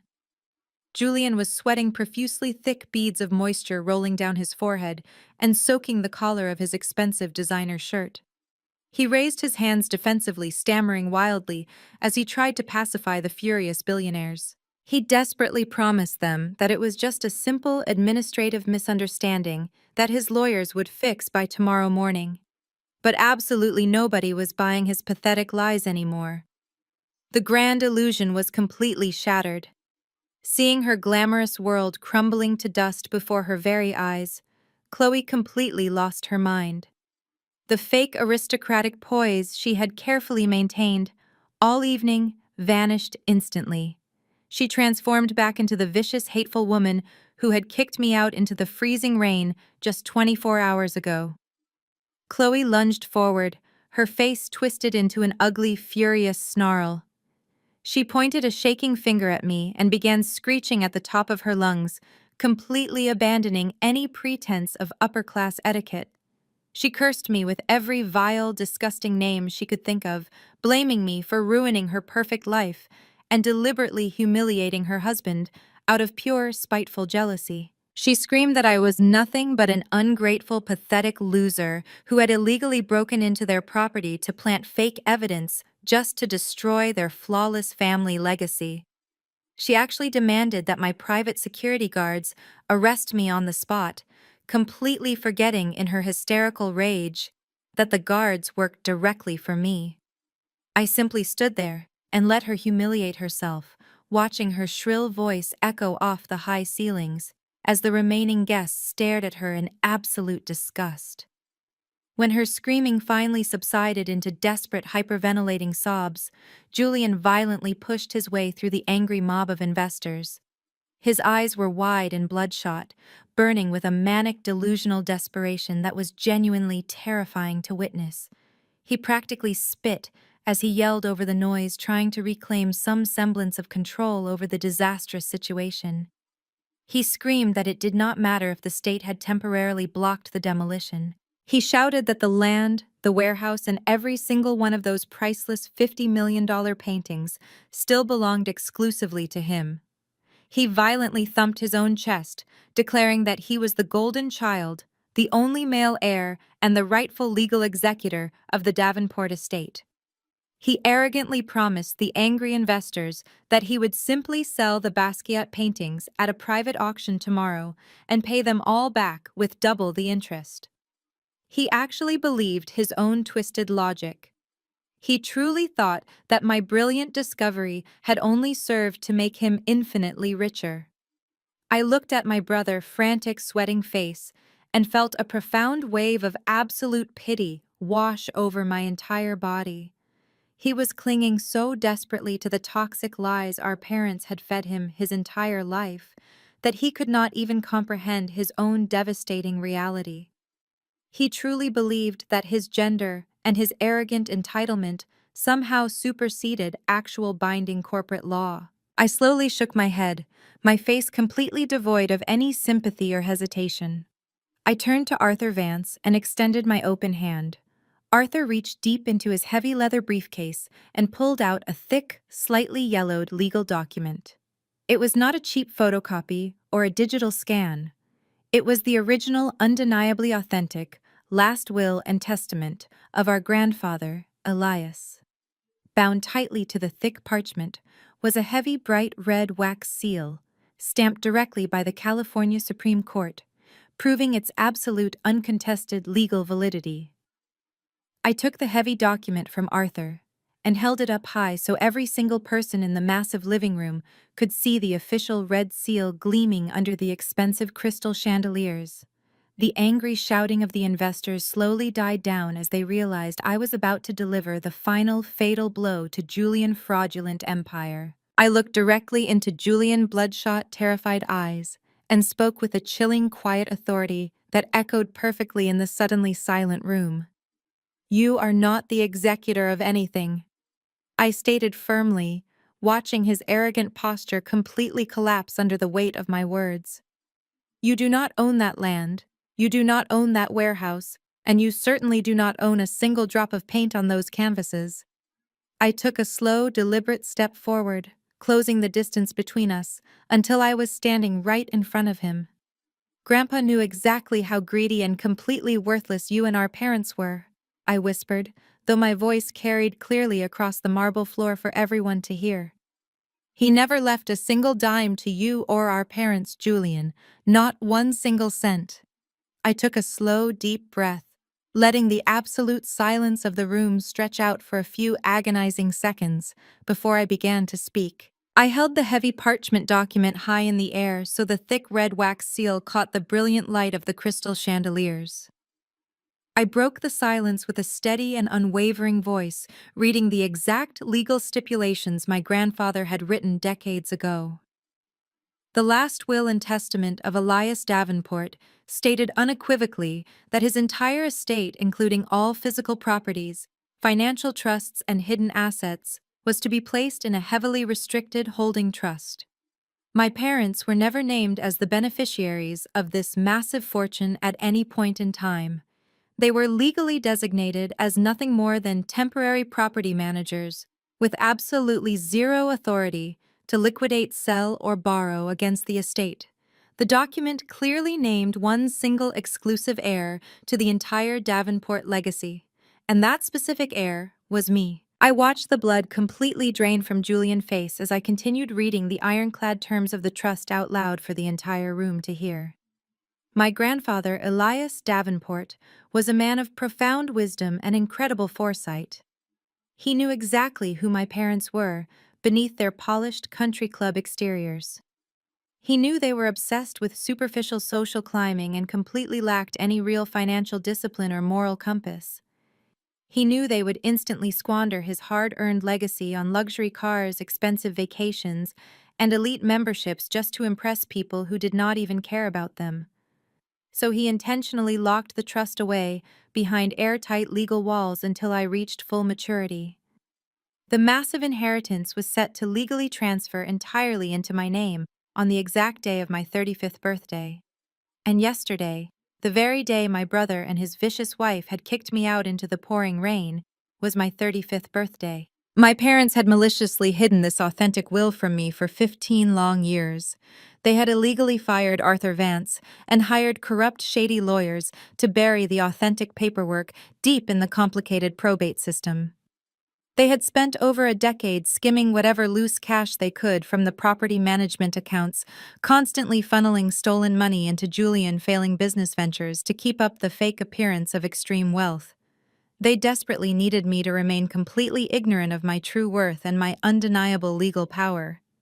When the trust finally expired yesterday, they thought they had executed the perfect crime by handing me the keys to a supposedly worthless warehouse.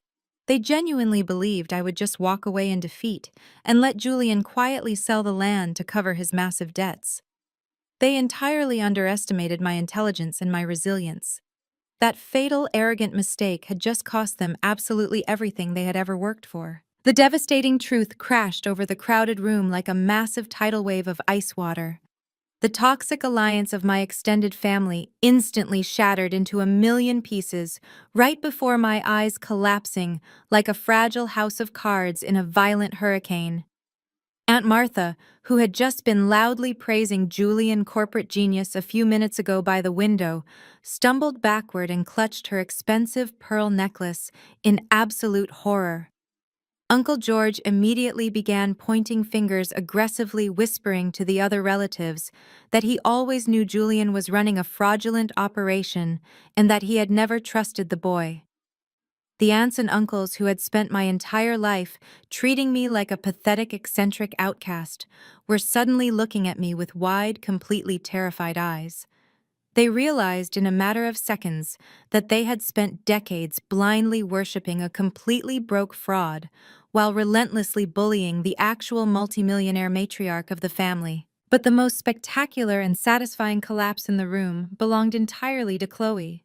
Her entire identity, her absolute sense of superiority, and her cruel arrogance were built entirely on the fragile foundation of Julian's supposed wealth.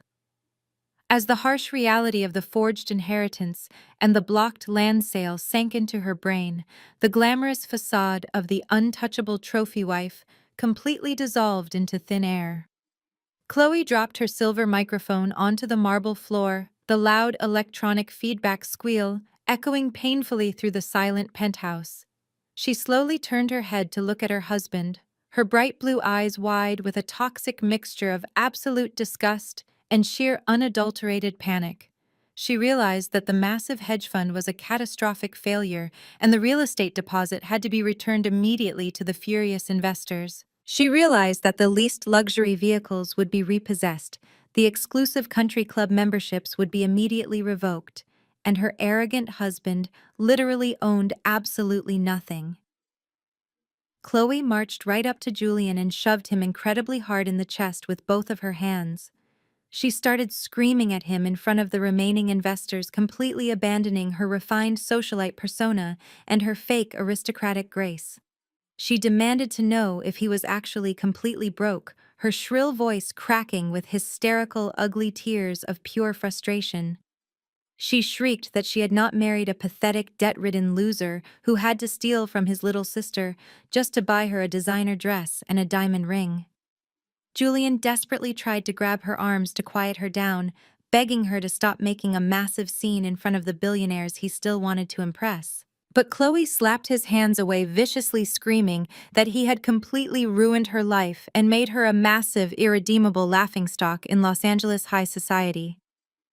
Julian was completely backed into a tight corner, surrounded by furious investors demanding their money, a hysterical wife publicly degrading him, and a family that was rapidly turning their backs on him to save themselves.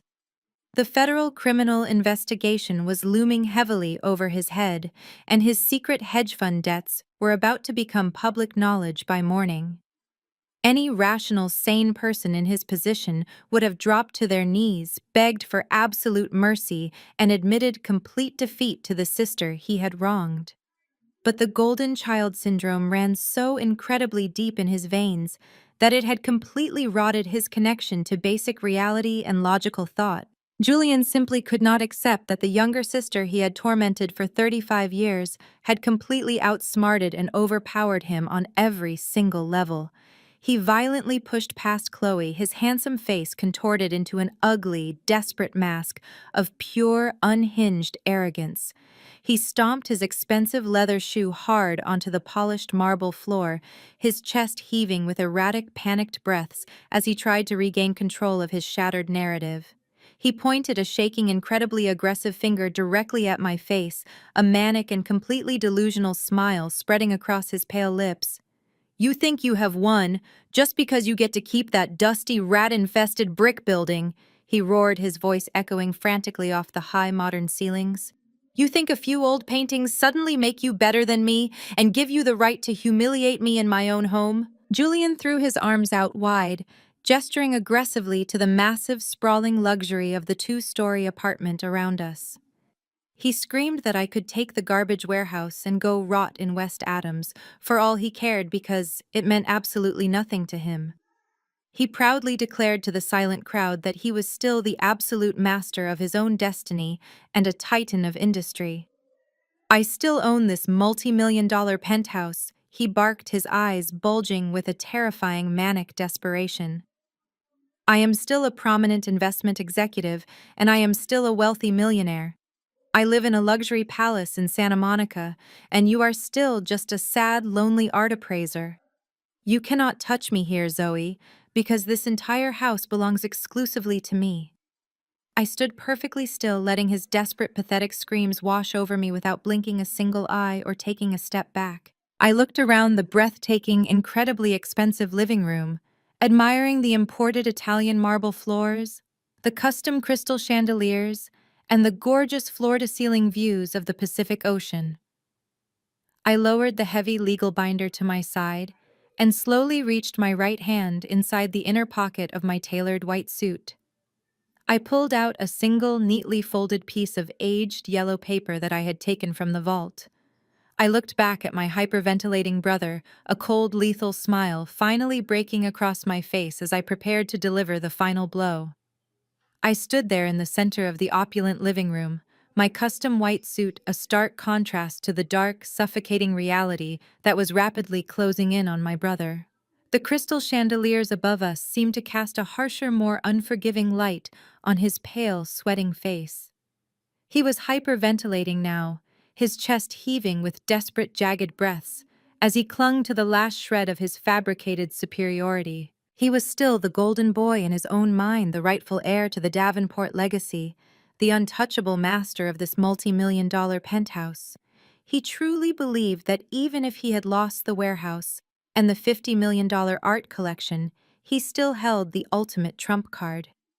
He still had the illusion of wealth, the address that commanded respect from the very investors who were currently glaring at him with undisguised contempt. I looked at him not with anger, but with a profound, almost overwhelming sense of pity. He was pathetic, a hollow shell of a man constructed entirely from lies and stolen resources. He had spent his entire life building a kingdom on a foundation of sand, entirely oblivious to the fact that I held the power to summon the tide. I slowly shook my head, my expression hardening into a mask of absolute, unyielding resolve. I did not raise my voice, nor did I adopt his frantic, manic energy. I remained perfectly still, the calm eye of the devastating hurricane that was about to obliterate his entire world. With deliberate, agonizing slowness, I unfolded the yellowed piece of paper I had retrieved from my pocket. It was crisp, despite its age, the heavy parchment crackling softly in the dead silence of the penthouse. This was not a copy. It was not a digital scan.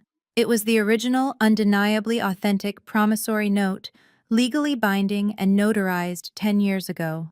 I held it out slightly, just enough for Julian to see the signatures at the bottom, the signatures of our parents. His eyes darted down to the paper, and for a fleeting second confusion flickered across his face. He recognized their handwriting, but his panic-addled brain could not comprehend what the document represented. He had spent his entire life being shielded from the ugly realities of finance, always assuming that the money simply appeared whenever he needed it to maintain his lavish lifestyle. I took a deliberate step closer to him, the distance between us now less than a few feet. I could smell the stale alcohol on his breath and the expensive cologne that could no longer mask the scent of pure terror. I began to speak, my voice resonating with a chilling, authoritative clarity that cut through the lingering murmurs of the stunned guests. I explained with absolute precision the true origin of the very penthouse we were standing in. I laid bare the lie that our parents had peddled for a decade. They had not purchased this luxurious property with the supposed profits of their own brilliant investments. They had not secured a conventional mortgage from a reputable bank, because no reputable bank would ever lend that kind of capital to two people who lived so far beyond their means.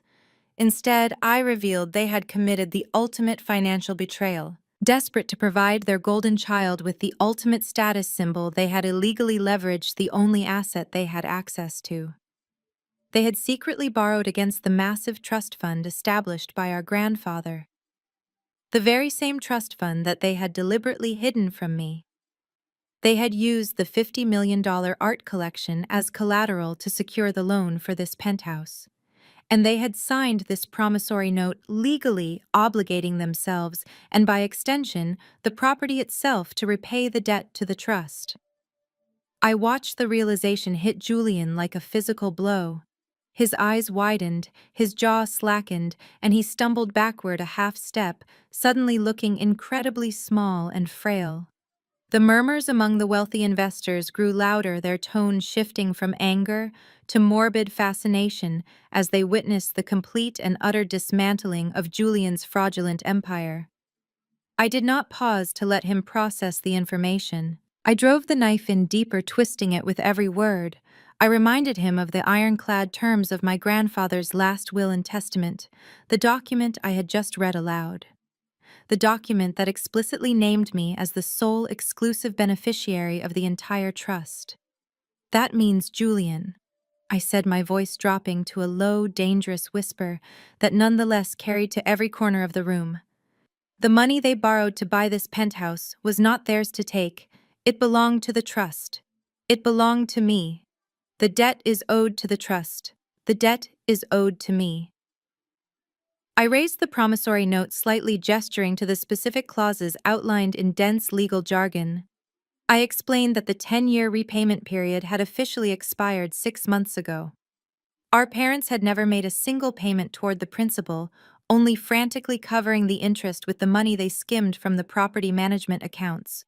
The loan had officially defaulted. Chloe, who had been standing frozen near the fireplace, let out a choked, horrified gasp. She finally understood the magnitude of the disaster. She was not just losing the warehouse payout. She was losing the very roof over her head. Her frantic eyes darted from Julian to me, realizing that the woman she had mercilessly bullied and kicked out into the rain was now the sole arbiter of her fate. Julian was trembling now, his hands shaking violently as he stared at the piece of paper in my hand. He opened his mouth to speak, but only a pathetic, strangled sound emerged. He was completely out of options, completely out of lies. The final pillar of his arrogance had crumbled into dust. I delivered the final devastating blow with the cold precision of an executioner.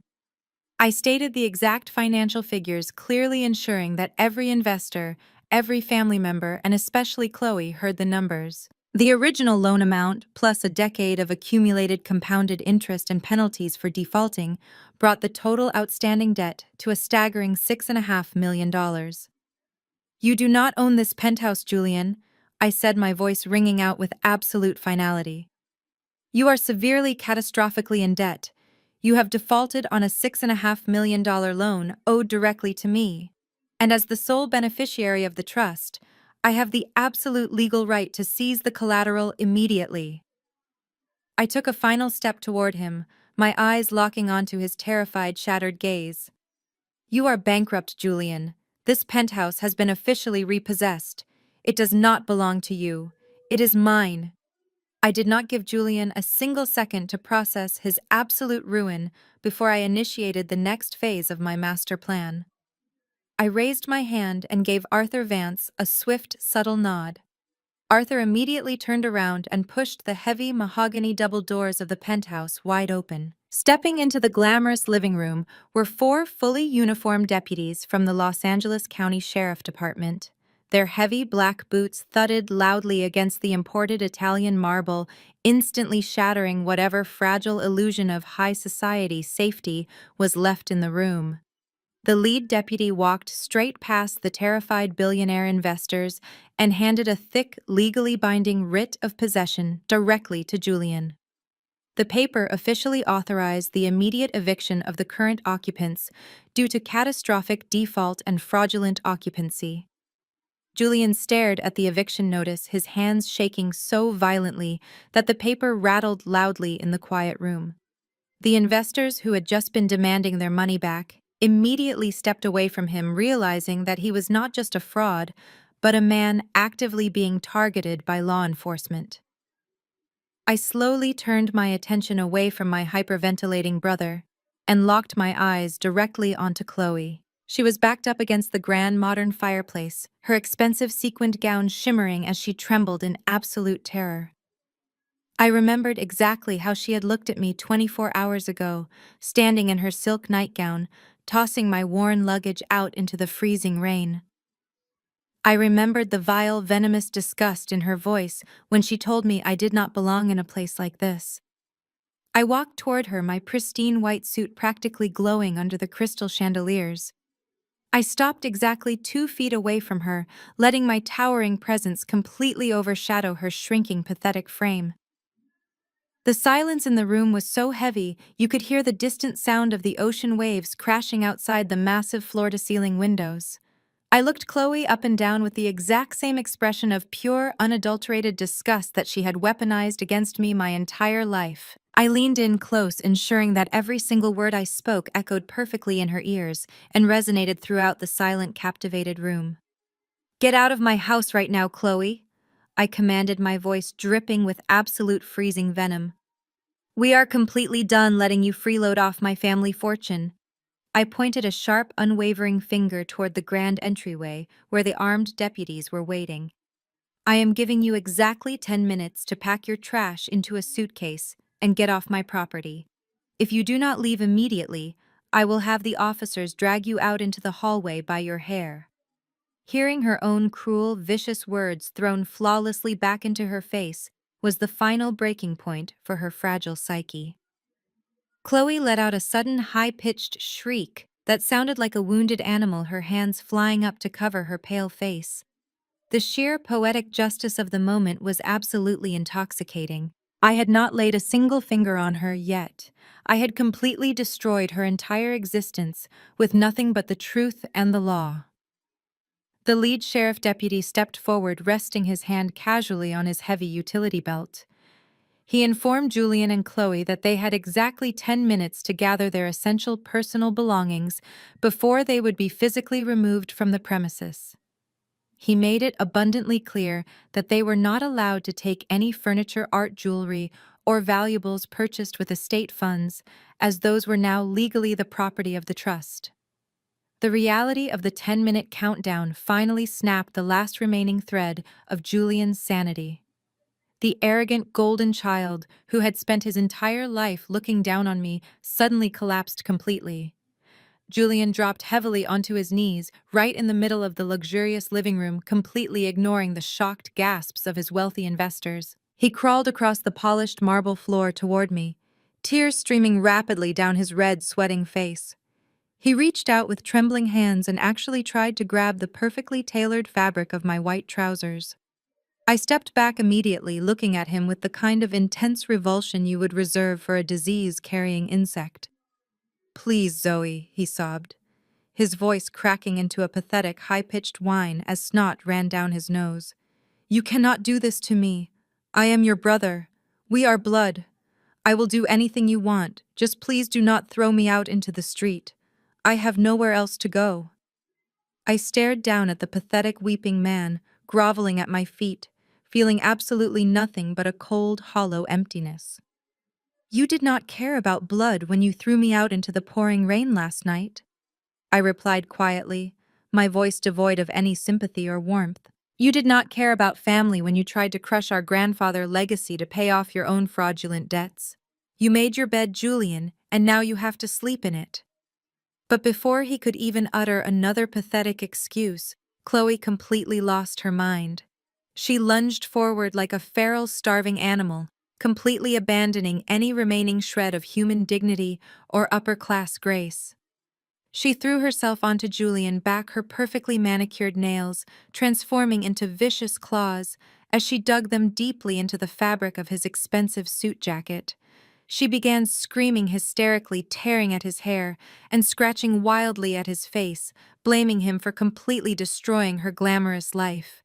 She shrieked that she was going to divorce him immediately and take every single penny he had left, entirely forgetting that he was already millions of dollars in debt and facing federal prison. Julian screamed in physical pain and tried to push her away, resulting in a chaotic, ugly brawl right on the floor of the majestic penthouse.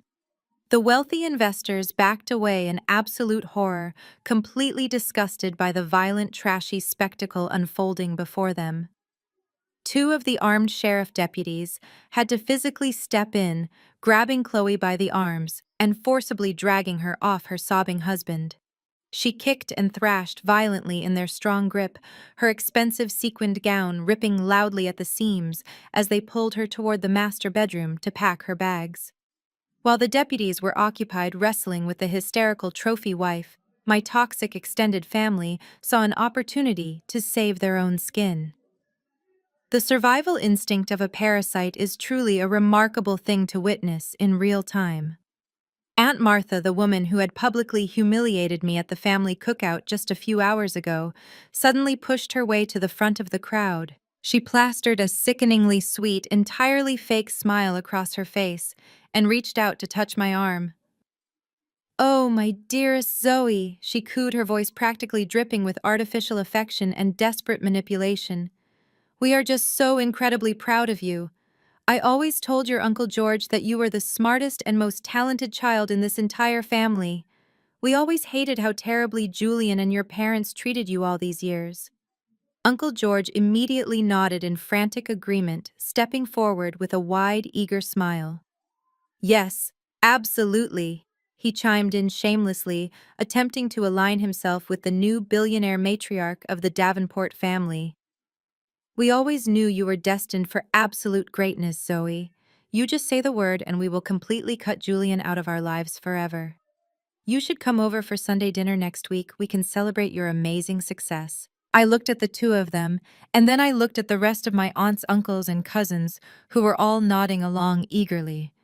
These were the exact same people who had laughed at my pain, belittled my career, and blindly worshipped my brother when they thought he held the purse strings. Their blatant, shameless hypocrisy actually made me feel physically sick to my stomach. I slowly pulled my arm away from Aunt Martha, desperate grasp wiping the fabric of my sleeve as if she had just infected me with a deadly toxic chemical. "Do not ever touch me again," I said, my voice dropping to a freezing, lethal whisper that made her physically recoil in fear. "You do not get to pretend you care about me now, just because I hold the deed to the bank. You are all exactly like him, greedy, selfish, and completely morally bankrupt." I turned my back on my horrified relatives and looked directly at my two massive private security contractors. I pointed a firm, commanding finger toward the grand entryway of the penthouse. "Throw every single one of them out," I ordered sharply. "I do not want these toxic parasites breathing my air for another second." The security team moved immediately with ruthless military precision. They began aggressively herding the wealthy investors, the fake friends, and my hypocritical family members toward the elevator lobby. Aunt Martha began to protest loudly, but a massive security guard simply pointed toward the door, silencing her instantly. The elegant, sophisticated gala deteriorated into a panicked, chaotic stampede as Los Angeles elites scrambled over each other to escape the disastrous crime scene. Within exactly 10 minutes, Julian and Chloe emerged from the hallway, each carrying a single, hastily packed suitcase under the strict supervision of the armed deputies. Julian could not even look me in the eye as he dragged his luggage toward the exit, his shoulders slumped in absolute total defeat. Chloe was still sobbing uncontrollably, her makeup completely ruined, her aristocratic illusion forever shattered into pieces. The heavy mahogany doors slammed shut behind them, echoing with a resounding, beautiful finality through the massive, empty penthouse. The heavy mahogany doors of the penthouse slammed shut, sealing my brother fate with a resounding echo of absolute finality. Julian found himself standing on the cold sidewalk of Santa Monica Boulevard, shivering in the harsh midnight air, with nothing but a single hastily packed suitcase resting by his feet. The sheer magnitude of his catastrophic downfall had not even fully registered in his delusional mind yet. He spent that first miserable night sleeping in the cramped back seat of his leased luxury SUV, desperately trying to convince himself that he could simply talk his way out of this disaster the next day. He was completely unaware that it would be the very last time he would ever sit inside a vehicle of that caliber. At exactly 7 o'clock the following morning, the brutal reality of his fraudulent actions came crashing down in the form of a massive coordinated federal raid. Julian was violently awakened by the terrifying sound of heavily armed FBI agents surrounding the vehicle and aggressively banging on the tinted windows. They dragged him out of the car and slammed him down onto the cold pavement, completely ignoring his arrogant, frantic demands to call his high-powered corporate lawyers. The furious real estate investors from the party had not wasted a single second after fleeing the penthouse. They had immediately contacted the federal authorities and filed massive charges of wire fraud, grand larceny, and severe corporate embezzlement.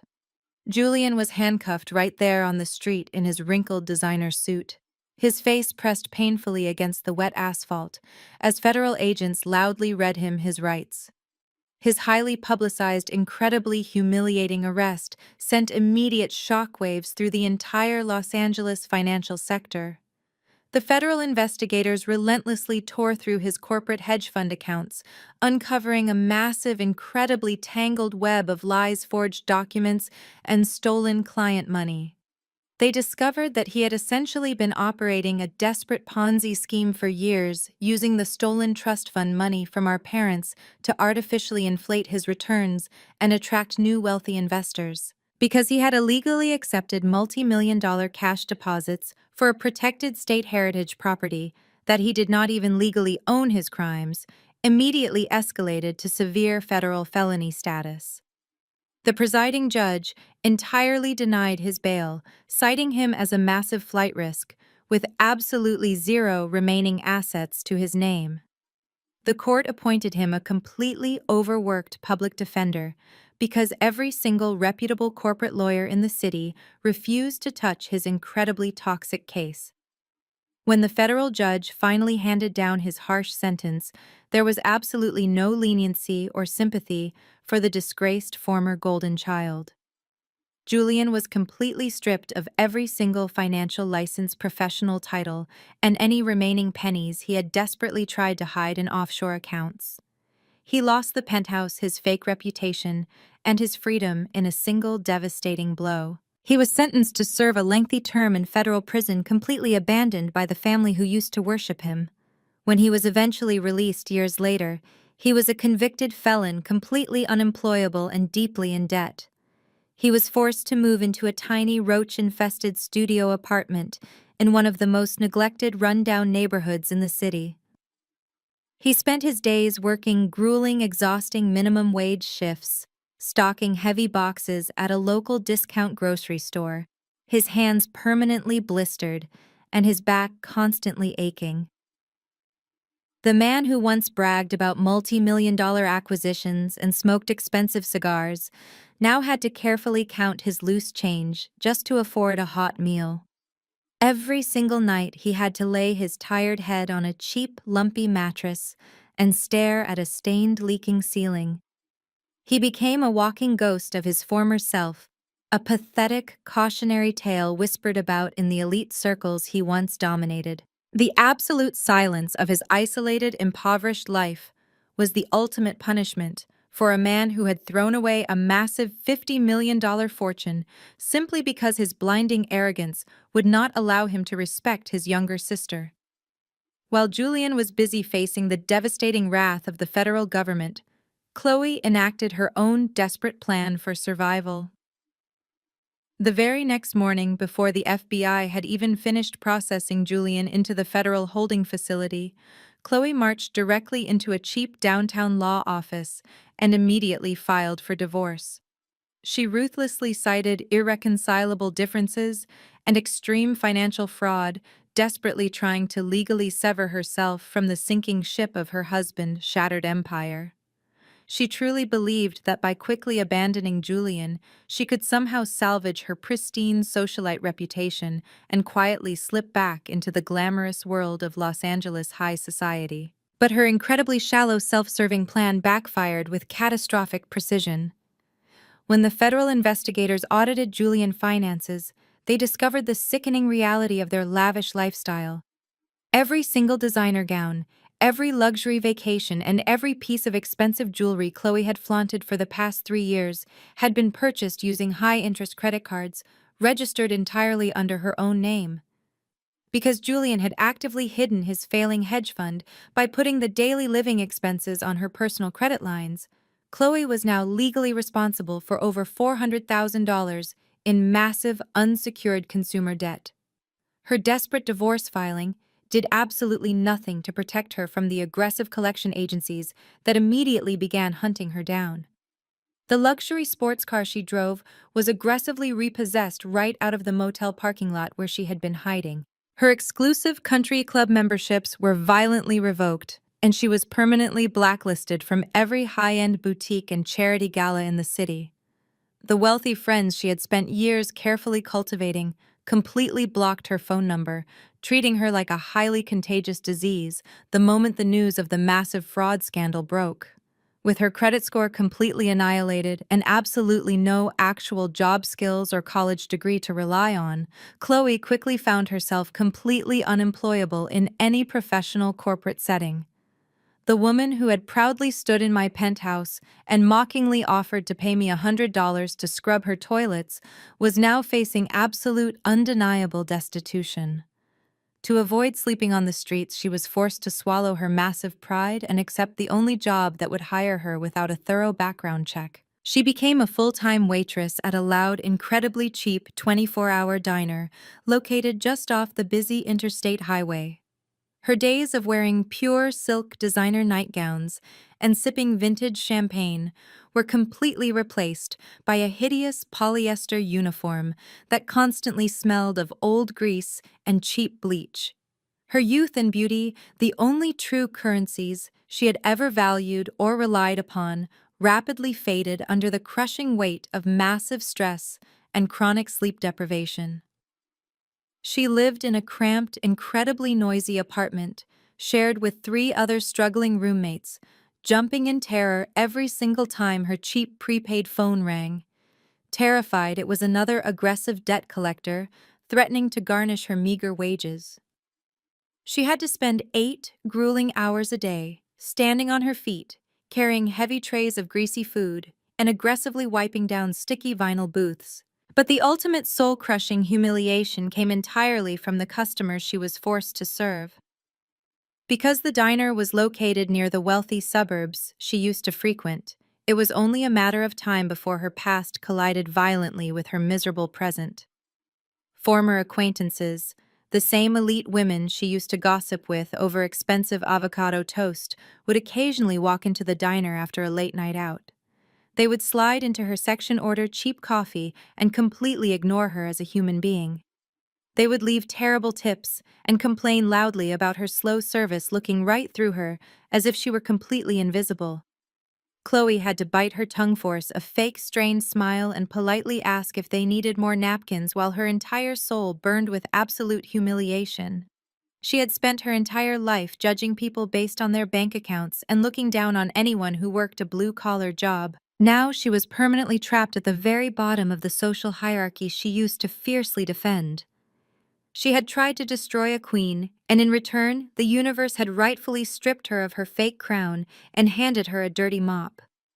6 months slipped by with the rapid, exhilarating pace of true freedom. The harsh, bitter winter of my family betrayal faded away, replaced by a season of unprecedented growth and absolute restoration. The desolate industrial park in West Adams no longer looked like a forgotten graveyard of decaying buildings. It had been completely transformed into the beating cultural heart of Los Angeles. The crumbling brick facade of my grandfather's old warehouse was meticulously restored, blending raw historical architecture with sleek modern glass elements. Above the heavy iron doors, which were now polished to a brilliant shine, hung a massive bronze plaque that commanded immediate respect. It read the Elias Davenport Museum of Contemporary African American Art. The grand opening gala was nothing like the toxic, fraudulent penthouse party my brother had hosted 6 months prior. There were no shady hedge fund managers or desperate social climbers desperately seeking a quick cash grab. Instead, the beautifully illuminated gallery floor was packed with world-renowned art critics, prominent museum curators, and genuine philanthropists. They walked through the climate-controlled preservation halls with absolute reverence, completely mesmerized by the undocumented masterpieces my grandfather had secretly protected for decades. The 3 original Jean-Michel Basquiat canvases hung proudly in the central atrium, bathed in perfect museum-grade lighting that highlighted every chaotic, brilliant brushstroke. The Jacob Lawrence tempera paintings were displayed in a custom-built historical corridor, telling the powerful, enduring story of our ancestors. I did not just open a museum to display expensive art. I established an ironclad nonprofit foundation dedicated to funding young, struggling Black artists across the country, honoring the exact same mission my grandfather had started 50 years ago. My name was no longer whispered with pity or mocked at toxic family cookouts. I was highly respected in the global art community, recognized not just as a brilliant appraiser, but as a fierce cultural guardian who had single-handedly rescued a massive piece of American history. I had personally overseen every single detail of the massive renovation project, working closely with Arthur Vance and Nathaniel Sterling to ensure my grandfather's legacy was permanently secured. The press praised the museum as the discovery of the century, completely erasing the false, pathetic narrative my parents had always pushed about Elias being a broke dreamer. The air inside the museum buzzed with intellectual excitement and genuine admiration. Every time I stepped into a new exhibition room, conversations would respectfully pause and the crowd would naturally part to let me through. It was the exact same physical reaction the investors had shown in the penthouse, but this time it was built on genuine awe rather than sheer terror. Major publications begged for exclusive interviews, desperate to understand the brilliant woman who had outsmarted a massive corporate fraud and preserved $50 million of cultural heritage. But I rarely gave them my time, preferring to let the magnificent artwork speak entirely for itself. I had spent 35 years trapped in the suffocating shadow of my brother's arrogant ego. Now I was the undeniable sun, and I refused to let anyone dim my blinding light ever again. I stood near the massive steel vault door, which I had intentionally preserved as a historical centerpiece, and smiled as I watched a group of young art students sketching the Basquiat pieces. They were the true future of the Elias legacy, completely unburdened by the toxic greed that had almost destroyed it. I had reclaimed my family name and completely redefined what it meant to be a Davenport. Later that evening, long after the final museum guests had departed and the gallery lights were dimmed to a soft security glow, I drove back to the western edge of the city. I pulled my brand-new luxury sedan into the secure underground parking garage of the Santa Monica high-rise. The building concierge, who had once been ordered by Chloe to treat me like a common criminal, now greeted me with a deep, respectful bow as I walked into the grand marble lobby. I stepped into the private elevator and swiped my exclusive access card, feeling the smooth, rapid ascent to the very top floor. The heavy mahogany double doors of the penthouse opened, welcoming me into a sanctuary of absolute peace and quiet. The massive two-story apartment was completely unrecognizable from the tacky, excessive nightmare Chloe had designed. I had spent the first month of my ownership completely gutting the interior, ruthlessly stripping away every single trace of her gaudy, fake aristocratic taste. The incredibly ugly sequined throw pillows, the cheap mirrored furniture, and the overwhelming scent of her overly sweet perfume were entirely eradicated. I replaced the chaotic energy with refined, authentic elegance. Rich, dark hardwood floors now grounded the massive living room, perfectly complementing the authentic mid-century modern furniture and the rare, beautiful sculptures I had carefully sourced from around the world. The space finally felt like a true home, reflecting my own intellect, my own taste, and my own hard-earned serenity. I walked slowly into the master suite and slipped out of my tailored business attire, letting the heavy fabric fall to the floor. I opened my massive walk-in closet and pulled out a stunning floor-length slip dress made of pure, vibrant red silk. The luxurious fabric slid perfectly over my skin, pooling elegantly around my ankles like liquid fire. I did not wear the red dress to impress anyone else. I wore it entirely for myself, a vibrant physical manifestation of the bold, unapologetic woman I had finally allowed myself to become. I walked barefoot into the sprawling gourmet kitchen, pulled a bottle of incredibly rare vintage wine from the climate-controlled cellar, and poured myself a generous glass. The rich ruby liquid sparkled beautifully against the warm ambient lighting of the kitchen island. With the crystal wine glass resting easily in my right hand, I walked across the plush living room rug and pushed open the massive sliding glass doors. The cool, salty breeze rolling off the Pacific Ocean immediately washed over me, gently blowing the lightweight red silk of my dress around my legs. I stepped out onto the sprawling private balcony, the cold stone tiles feeling incredibly grounding beneath my bare feet. I walked straight to the thick glass railing and leaned forward slightly, resting my forearms against the cool metal barrier. Below me, the sprawling metropolis of Los Angeles stretched out in every single direction, a brilliant, glowing ocean of millions of shimmering lights. I took a slow, deep sip of the vintage wine, letting the complex, beautiful flavors linger on my tongue. I looked down at the busy streets, watching the tiny headlights of thousands of cars navigating the endless grid of the city. Somewhere down there in the dark, my brother was locked inside a cramped federal prison cell, entirely stripped of the arrogant delusion that had defined his entire existence. Somewhere out there in a noisy, grease-stained diner, his vicious ex-wife was desperately scrubbing tables, finally forced to confront the harsh reality of her own hollow cruelty. The toxic family members who had eagerly cheered for my downfall were now permanently exiled, completely cut off from the massive fortune they had desperately tried to steal. I did not feel a single ounce of guilt for their miserable fates. I had not forced them to lie, steal, or betray their own blood. I simply handed them the exact consequences they had ruthlessly engineered for themselves. I took another sip of wine and closed my eyes, listening to the rhythmic, soothing crash of the ocean waves against the sandy beach far below. For the first time in 35 years, my chest felt completely light. The suffocating anxiety of trying to please parents who never loved me was gone. The heavy burden of protecting a brother who actively despised me was permanently lifted. I opened my eyes and looked up at the clear, incredibly bright California stars. I was completely alone on top of the world, and I had never felt more powerful. I was the master of my own destiny, the guardian of my family true legacy, and the undisputed queen of my own magnificent empire. Standing on that balcony, wrapped in the cool ocean breeze and the profound silence of my new life, I finally understood the true nature of healing. People often repeat the old saying that blood is thicker than water, using it as a heavy chain to keep victims bound to their abusers. Society constantly conditions us to forgive our toxic family members to keep the peace and to silently endure relentless disrespect simply because we share the same DNA. But that is a dangerous, devastating lie designed to protect the very people who are actively hurting you. A toxic family is exactly like a malignant tumor growing silently inside your body.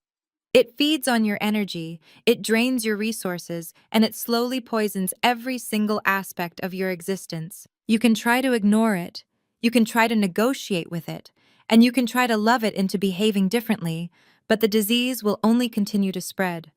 The absolute truth is that cutting a toxic family out of your life is incredibly painful. The surgery required to remove that tumor is terrifying, bloody, and emotionally exhausting. You have to grieve the loss of the parents you deserved, but never actually had. You have to mourn the sibling relationship that was always a competitive, abusive illusion.